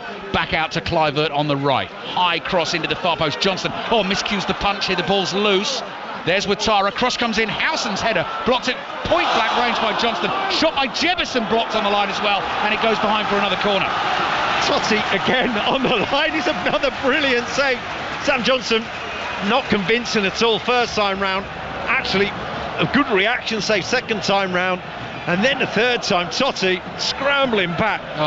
Getting on the line. He's saved them twice. Yeah. Did it in the second half, has done it in extra time. Bournemouth 1, Wolves 1. Another corner for Bournemouth. Here it comes from the right, deep to the far post. Howson jumps, nods it down wide of the target. Another corner, took a deflection before it went behind. That corner to the far post is such a bigger threat. They must have just mishit 7 or 8 corners to the near post, which have been so disappointing. So corner side switches. This one's going to come in from the left this time. Kluivert's delivery again with the right foot. Again, it's that one to the far post. Howson's down under a whole host of bodies. He tried to jump, he was off balance and he fell, and it's gone behind for the goal kick. No one got a touch on it. Oh, well, by hook or by crook, we're 3 minutes into the final period of the game, and Wolves managed to survive again. Bournemouth 1, Wolves 1. Man City, Plymouth to follow. Kicks off at 5:45. Newcastle, Brighton in the FA Cup. Commentary at 1:45 tomorrow. A full programme of WSL action tomorrow. The Women's Super League as well. Sinistera's ball here for Jefferson, who's got a bit about him. Tries to get away from Bueno, can't do it, and wins the throw. So Arsenal West Ham in the WSL will be the commentary on Sports Extra tomorrow. It kicks off at 5:30. Manchester United Leicester is the early game in the Women's Super League at 12:30. You can watch that via the Red Button iPlayer and website. Great noise now inside the Vitality Stadium as Bournemouth look to attack from deep. Diagonal finds Ouattara, first touch unfortunately on the volley, lets him down. It runs to Doherty. Doherty clears. Wolves at the moment, anywhere will do. And now they're trying to buy, well, I say trying to buy a bit of time. A Wolves player has gone down with a problem here. We're going to have a stoppage. Yeah, good covering play from Doherty there. That he recognised Alfie Pond outside him was just going to misjudge the ball out and scuttled round and to cover round and get the ball away. But yeah, Wolves are in the defence as they were in the first half. They're under a bit of pressure, defending the goal in front of the Bournemouth fans, and from there you're just counting down the minutes in the goal, talking to your teammates to say we've got 2 blocks of 5 to get through. Here's your match stats, Rob. 66.1% possession at the moment for Bournemouth, 26 shots, compared to Wolves 9, 8 of them on target compared to Wolves 3. Corners is going to be ridiculous. 15-1 corners to Bournemouth in Bournemouth's favour. Wolves player down, receiving treatment at the moment. Still Bournemouth 1, Wolves 1. Cunha's just taking a rest. He is so laid back. It's Munetsi who is currently receiving the treatment for Wolves, but Cunha's decided just to sit down right in front of the dugouts here. Undoubtedly going to be taking a penalty for Wolves if they come. Scored the winner here last week in the Premier League, scored the equaliser here, some goal as well in the second half. As you said at the time, Rob, it was that driving down on the ball, almost to lift it up, almost like a golf shot actually, an iron shot. You hit down on the ball to lift it up out of the turf, and it had that dip on it. Amazing shot. Not my golf shots. Kirkes tries to get away from Strand Larsen, can't do that. Pond clears with his right foot. I think that's the assistant referee's flag went up there for a throw. It is going to be a throw in. They've taken it. What's Cunha complaining about here? Cunha's complaining to the fourth official about something. He's not involved in the game at all here, and Bournemouth are attacking down the right hand side. Flick from Sinistera looking for Jebison. Jebison controls this, back to goal on the byline, plays back to the Bournemouth captain Lewis Cook. Less than 10 minutes to play in extra time. Wolves 1, Bournemouth 1. Cross comes in, Sinistera's header, what a save! Johnston full stretch, that was powerful from 6 yards out, heading for the top corner. He's got a big right hand on it and palmed it over the bar. Massive save, brilliant from Johnson, wonderful ball in, and for once a Bournemouth player gets an inch of space 6 yards out, wins a header. Would have been controversial if it gone in, because Munetsi had been off the pitch for a long time. It's just keeping in there. 1-1 Bournemouth and Wolves. Corner in from the right, deep to the far post. Howson wins the header. Ball is loose inside the box. Jefferson tries to get it back to Adams. Adams' shot is blocked. Wolves can't get it away. Now they do. Aït-Nouri has the ball at his feet. Hill just desperate to slow him down, drags him back, takes the yellow card. Free kick Wolves inside their own half. The only way Wolves are going to win this in extra time is on the counter. Bournemouth just keep coming at the moment. It's 1-1. Yeah, they've got nothing now. Cunha's a bit part in it. He's on the pitch to do something special, and that's it, because the defending part's gone. The bit where he's an outlet has gone. He's just now talking to his teammates, telling them what to do, and they just need him to get back involved again, really.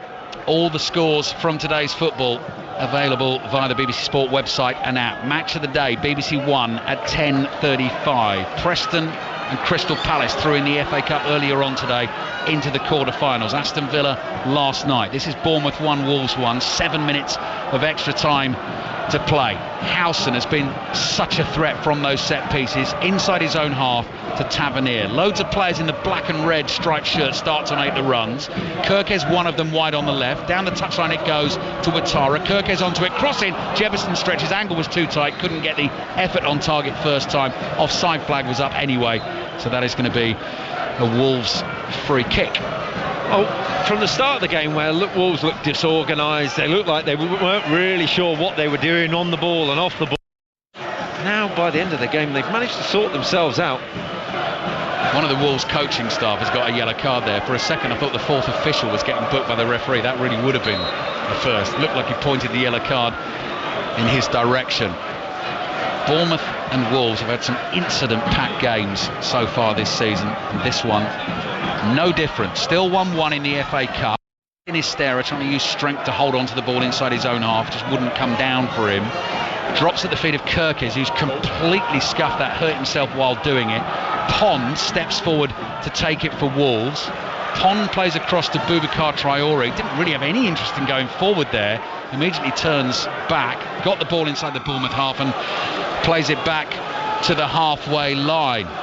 Here's Doherty. Doherty to the goalkeeper Johnston. Johnston clears with his right foot. Stunning save to keep this game at 1-1. Aït-Nouri can't keep the clearance in play. And it's going to be a Bournemouth throw on the right. Just over 5 minutes of extra time remaining. The penalty grid, Rod Green? Rob Green. It's already ready. Here's Kluivert on the left for Bournemouth. Kirkes still up there in support. Really positive from Bournemouth, still trying to win this in extra time. Ouattara, 1-2 with Kirkes. Another cross comes in, blocked at close range by Doherty. Yet another corner for Bournemouth, 1-1. Howson's been the one for this. Taking it quickly. Short, Ouattara chips it up in the air, headed back across goal, nodded away by Pond, falls to Tavernier. Tavernier plays the pass to his right, not much pace on it. Jefferson's going to try and do something with it. Totti makes the tackle inside the penalty area. Jefferson back at him, gets his body in the way, and it goes out. Clearance is blocked for a Wolves throw on the left. Totti did really well because he had nothing.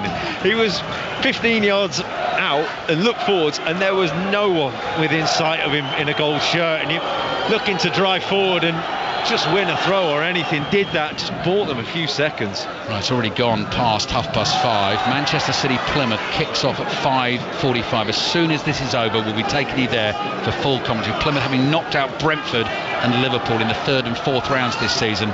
11 changes made by Manchester City. Bournemouth pouring forward again. Ouattara trying to use pace to get away from Pond. Pond slides in, makes the tackle, concedes the throw. Kirkes gets ready to take it. Back it comes here to Tavernier. Tavernier to Kirkes. Tavernier again on the left, patient at the moment from Bournemouth. Cross in from Kirkes towards the near post. It's loose on the edge of the box. Traore's there again. Doesn't look for a teammate. Just clears it straight out for a throw halfway line to Bournemouth on the right. Totti again with the vital interception. Cunha's a show on himself here. He's just playing his own game. He's just wandering around on the pitch. He's not involved, is he? No, he's not involved. He's in it for a penalty, and that's it. That is it. Doing nothing for Wolves, and seems to be slightly struggling with his left leg as well. Sliding challenge from Doherty. It was a slightly risky one, but he did get the ball off Ouattara. Clears it from a tight spot in the right back position. Kirkes heads it forward. 3 minutes to play. Tavernier, Jefferson, bit of space, edge of the box. Wolves suddenly close it down. Gets it back to Tavernier. Here's Kluivert. Kluivert chops onto the right foot, corner of the Wolves penalty. They back off him, could be dangerous. Cross it in the header. Oh, Johnston's done it again. I think it was Lewis Cook forward from right back who popped up in the middle of the 6-yard box.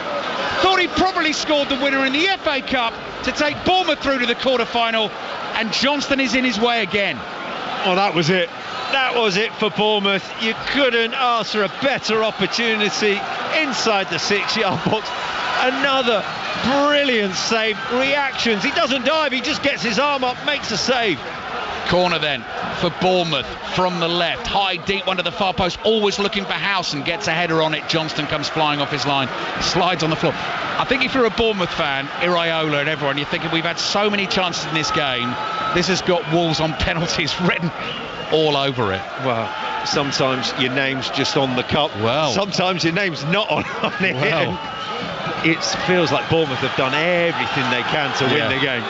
Iraola, can't believe it, can Sorry, Rob. Yeah, no, he can't. Shaking his head. So many chances. Sam Johnston has made some stunning saves in extra time. 5 Live and BBC Sounds. Great drama of the FA Cup. More to come this weekend as well. Manchester City Plymouth to follow. Tomorrow, full commentary of Newcastle Brighton. You can watch Manchester United Fulham on BBC One. We'll have full commentary of Nottingham Forest against Ipswich on Monday night as well. Hill volleys it forward. What a touch from Kluivert on the turn. Dummies as well, surrounded by old gold shirts. They've taken it off him. Look out, here's Cunha. Oh, he's offside. He's offside. He'd beaten Howson and he was lining a shot. Oh, he's going to get sent off. Cunha's going to get sent off for that. You can't do that. Oh, he's thrown a headbutt as well. He swung a right arm at Kirkes. Kirkes was trying to get the ball off Cunha to take the free kick. Cunha's absolutely lost his head there. He threw a right arm at Kirkes. Both sets of players now having to be separated.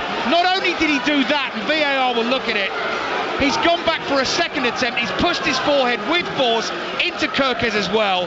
Cunha is going to have to be sent off for that. I can't see that ending any other way. He has completely lost it. Well, there's nothing anyone can do now. He's just storming around the pitch, chuntering away to himself. I don't know what he's even bothering staying on the pitch for. He's thrown a punch in there. That's it. It's gone. And now Kirkes is coming back for more. And I think there's enough damage done. You cannot do that. The referee's assessment is in front of him. The referee was close enough. The fourth official is there. Everyone's seen it. Matheus Cunha marches towards the referee. Sam Barrett shows him the red card. Vitality Stadium explodes with noise, and Matheus Cunha had been a passenger in the game for 10 minutes. Crazy behaviour from him, because he was there to take a penalty. He scored the stunning equaliser in the game, but he took the bait. He was trying to delay the restart of the game. Kirkes had a little sort of push and shove, and Cunha lost his head, threw an arm, went for the headbutt as well. And the problem there, Rob, is the suspension that follows as well for the best player in the team. Yeah, it's outrageous behaviour.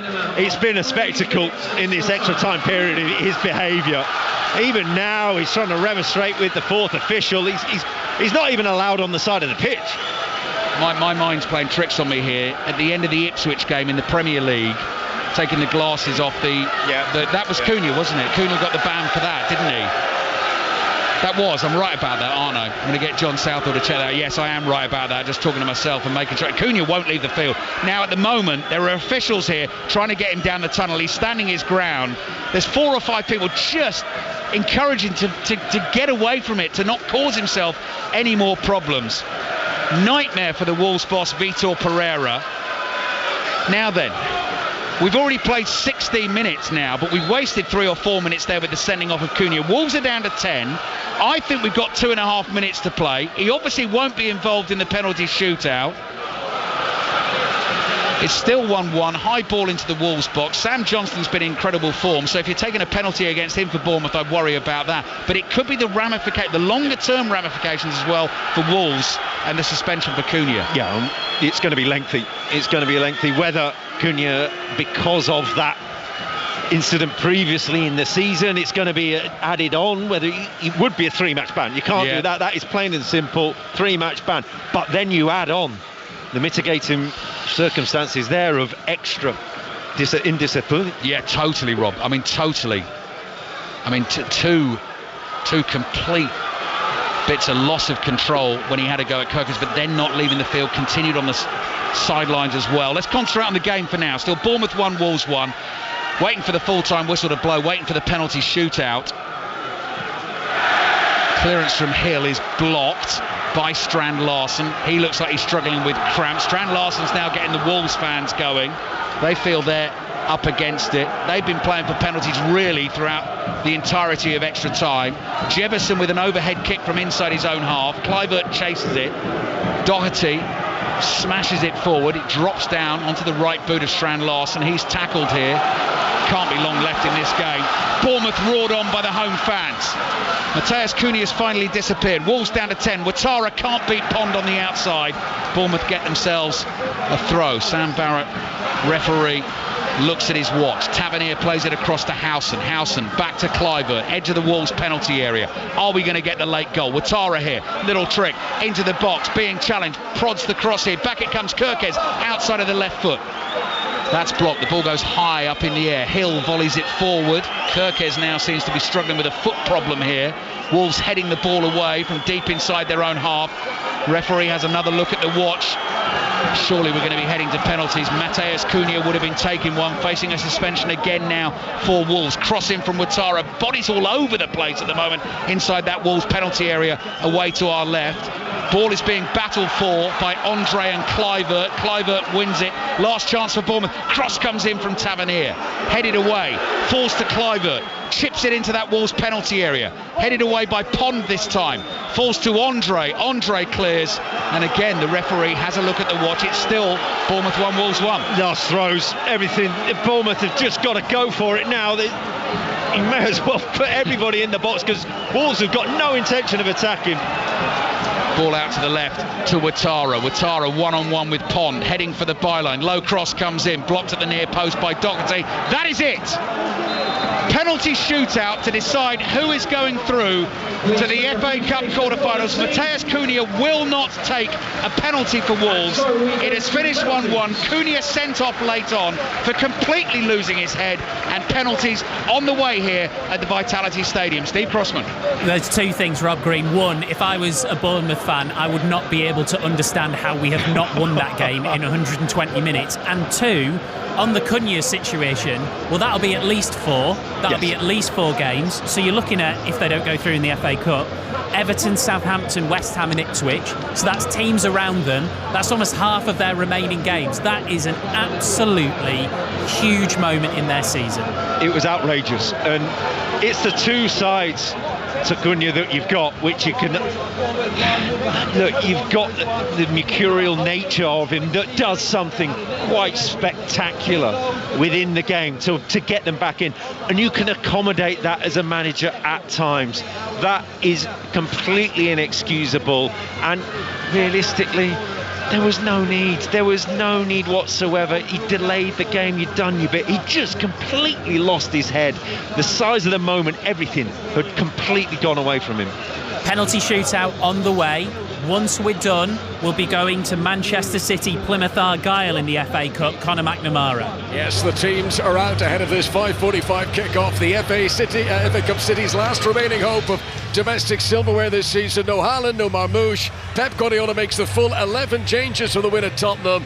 Plymouth have brought over 7,000 fans with them here to Manchester, hoping their giant killing run continues. Izzy Christensen alongside me. Izzy, I guess with City these days, you just never know. You just never know, Connor. That's exactly it. But the quality that they have got in that starting 11 tonight, big night for James McAtee coming in hungry for minutes, and also Jack Grealish as well. I think City fans will be very excited to see him play, unleash him, and then of course they've got a very strong bench. Jeremy Doku, Gvardiol, Savinho, Nunes, Marmoush, and just a small matter of Erling Haaland. Yes, well, Plymouth, the lowest ranked team left in the competition, are going to give this a go, looking for their third Premier League scalp in a row in the FA Cup. We're about to get started at the Etihad.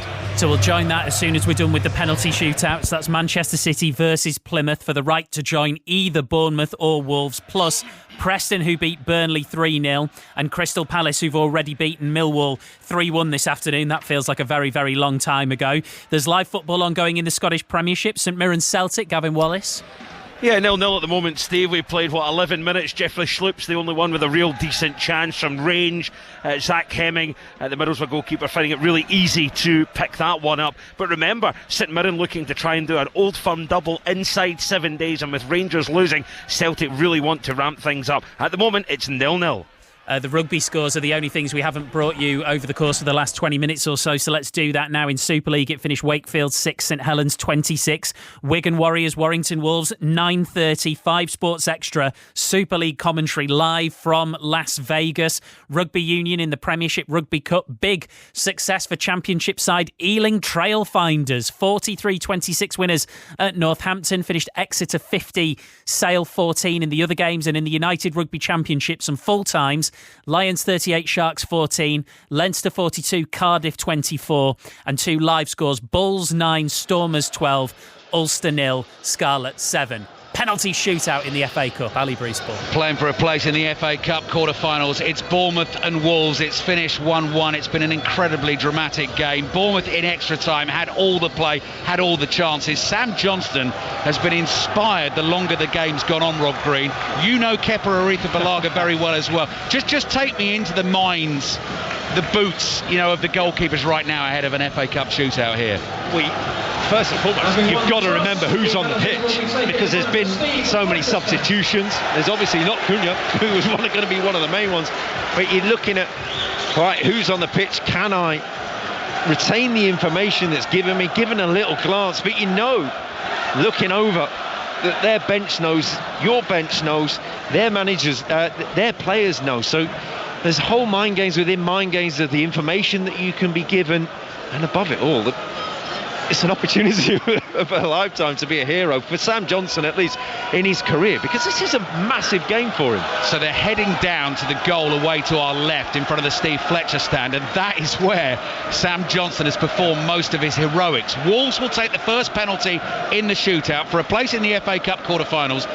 Goodness me, Kepa's flexible there. He's done a full splits in front of Jorgen Strand Larsen, as if to say, do you know what, I can cover the whole of this goal. Well, last time I saw Kepa in a penalty shootout at this close quarters was at Wembley, when he was refusing to be taken off. Oh yeah, the League Cup final with Maurizio Sarri, and Chelsea lost that shootout in the end, didn't they? We did. That's right, yeah. Right, here we go then. First penalty in this shootout. The Vitality Stadium in front of the Bournemouth fans. In fact, whichever end they've gone, it's in front of the Bournemouth fans, because the Wolves fans are to one side of the pitch here. Kepa in his almost white goalkeeping top, arms spread out wide. Jorgen Strand Larsen is first up for Wolves, the Norwegian centre forward, hands on his hips, waiting for the whistle to blow. Both sets of players arm in arm on the halfway line. Strand Larsen steps up and scores, coolly taken, waited for Kepa to fall to his right, strokes it into the other corner. Yeah, really good penalty, because it had that little stutter, that little pause, and from there Kepa committed too early, just went down to one side, knew he'd gone down too early, and Strand Larsen, even if he had gone the right way, it was in the side netting. Really good penalty. Manchester City Plymouth is underway. If anything happens in the early stages, we'll be right there. Conor McNamara and Izzy Christiansen, commentary on the way here on 5 Live and BBC Sounds. Justin Kluivert scored a hat-trick of penalties at Molineux against Wolves in the Premier League earlier this season. Can he do it again? Taking every care with the penalty spot there, just tapping it down with the studs of his right boot. Sam Johnston, been a hero for Wolves so far this afternoon, all in green, the 31-year-old. Getting booed by the Bournemouth fans as he bounces around on the line. Kluivert, cool as you like. Johnston goes left, and Kluivert at no pace at all, watches him go and rolls it into the opposite corner. Two brilliant penalties. They are the worst for a keeper. When the player's got the confidence in a penalty shootout or in any moment to walk up to a ball looking at you, waiting for you, and you're waiting for him to get to the ball, it feels like time takes an eternity. Kluivert's seemingly a master of it. Now then, all the subs and technical staff and everyone else gathered on the halfway line. I'm pretty sure Cunha must be in the dressing room still, would have taken the penalty, obviously, in the shootout. Those will be the long-term ramifications for Wolves. They're going to lose him for quite a while. They're not safe from relegation in the Premier League just yet. Andre is going to take the next penalty here. Up against Kepa, it's going to be a short run for the Brazilian, number 7 on his back, eyeballing Bournemouth's goalkeeper, looks to his right, looks to his left, looks behind him, might need to look at the ball at some point. Whistle blows, still pauses, now he comes, Andre, and beats Kepa. That wasn't a brilliant penalty. Kepa didn't have to move that far, it sort of squirmed underneath him. No, but he took a quick run up, and from there Kepa's waiting for him to reach the ball before he commits, and doesn't really commit to a side. I think he's been told that it's going to go straight, and he's standing, waiting and standing as long as he can, and from there he completely cuts down on your reaction time. 3 penalties taken, all scored. Wolves lead 2-1 in the shootout. Jorgen Strand Larsen with the first, Andre with the second. Kluivert has scored for Bournemouth. Manchester City Plymouth underway in the FA Cup, and Ouattara just trying to shake himself loose here, just loosening the shoulders, loosening the arms. Again, also just making sure that the penalty spot is right for him. Very delicately places the ball down on the spot, wipes his hands clean on the back of his shorts, then stands in striking position. Oh, and takes it straight away. The whistle blew, and it looked like he was going to take 2 steps back before taking the penalty, and he just whipped his left foot at it and left Johnston standing in the middle of the goal. Really clever. There's gasps from the crowd because there's no step back. It's just the left foot over the ball. Back you go, and straight forward again. His right foot doesn't move, and it completely discombobulates you as a goalkeeper. You're there going, well, wait a minute, and it's gone in. As soon as the whistle blew, he was just waiting. It was like a sprinter at the start of the 100 metres. Whistle, bang, shot. Johnston couldn't set himself. 2-2 in the shootout. No one's missed yet. Ryan Ait-Nouri for Wolves with his left foot. He's hit the bar, but it's gone in. In off the bar, and Ait-Nouri down on his knees, kisses the turf, and Wolves have scored their 3rd penalty. And next up for Bournemouth is Marcus Tavernier. Fine margins. That was a perfect penalty. It was millimetres away from being a disaster. Oh my goodness me. Right, FA Cup 5th round. 3-2 in the shootout to Wolves. Next penalty to be taken by Marcus Tavernier, whose brother takes penalties extremely well for Rangers. This is for Bournemouth at the Vitality Stadium. He set himself on the edge of the penalty area. The whistle has already blown. Deep breaths, running on the spot, strikes the ball. Johnston, oh, he half saved it. It's in the back of the net. 2 hands to it, but the ball spun behind him. Tavernier gets lucky. 3-3. So lucky, and it's actually such a poor penalty. Sam Johnson goes past it and underneath it, and he can't adjust his hands to get down and to his underneath his right hip to almost save it. That sometimes be lucky rather than good. What this penalty shootout needs is a big old centre-back to step forward and take the next penalty. That is what's going to happen. Totti Gomez up for Wolves. Manchester City Plymouth underway, kicked off at 5:45. Commentary coming shortly. It's 0-0 in the FA Cup 5th round. 3-3 in the penalty shootout. Totti for Wolves, brilliant. Top corner, Kepa went low to his left, and Totti has buried that with some class, and Wolves have scored all 4 so far. Well, this is where the research goes out the window, because I doubt Bournemouth have got any video footage, any sort of information on Totti taking penalties. Now, you're in the lap of the gods, you've just got to go one way. Sam Johnson's actually looking over to the dugout going, where, who is it? Oh, right, let's go with it. Rob Green, former England goalkeeper, with us, putting us in the boots of the keepers here. Wolves 4, Bournemouth 3 in the shootout. 19-year-old Dean Howson, fabulous footballer, great signing for Bournemouth. Can he score his penalty? No! Johnston low to his left, makes the crucial intervention. So if Wolves score the next one, they are through to the quarter-finals. Matt Doherty, very experienced, former Republic of Ireland international, it falls to him. Well, he's been the hero during extra time. He's one of the heroes for Wolves in a defensive unit that's been pushed and pushed all afternoon. He's come up with the goods there. Huge for Wolves, huge for Sam Johnson in his Wolves career. Matt Doherty, one of the players that played in the FA Cup semi-final for Wolves 2019. They lost it to Watford. If he scores this, Wolves are through. Bournemouth all over them in extra time, but this could be it. Doherty steps up. Oh, he's grabbed it wide. He's not even hit the target. Well wide at the right-hand post. It's an awful penalty, but I tell you what, Lewis Cook still has to score this, because Wolves have scored 4. Bournemouth have only scored 3. Pressure is still on here. This is not to win it. Has to score to take it into sudden death. Horrible penalty. Shanks it, drags it wide, and Kepa was going the right way. He'd gone that way. It's almost like he knew that Kepa knew, and I've got to push this even further wide just to even make sure it's going to go in, and by doing so open the door for Bournemouth to get back in it. Bournemouth got a score to take it to sudden death. It's the captain, Lewis Cook. Short, stocky figure, number 4 on his back. Here he comes, down the middle. It's sudden death. Both teams missed 1 penalty apiece so far. Matt Doherty had the chance to win it for Wolves. He couldn't take it, and Lewis Cook has shown some real nerve there. Well, we've had 120 minutes, we've had 10 penalties, we still can't separate them. At some point, something's got to give. Plymouth still 0-0 away to Manchester City. Commentary to follow. St Mirren Celtic 0-0 in the Scottish Premiership as well. All the drama here in the FA Cup under darkening skies at the Vitality Stadium. Who's next up? It's Boubacar Traoré for Wolves in his pink boots against Kepa.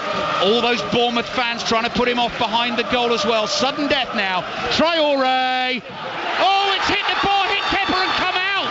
He's missed. Chance now for Bournemouth to win it in sudden death. Who will step up and try and be a hero for them?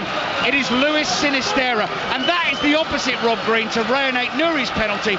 Those are the millimetres you're talking about. It's virtually hit the same bit of crossbar.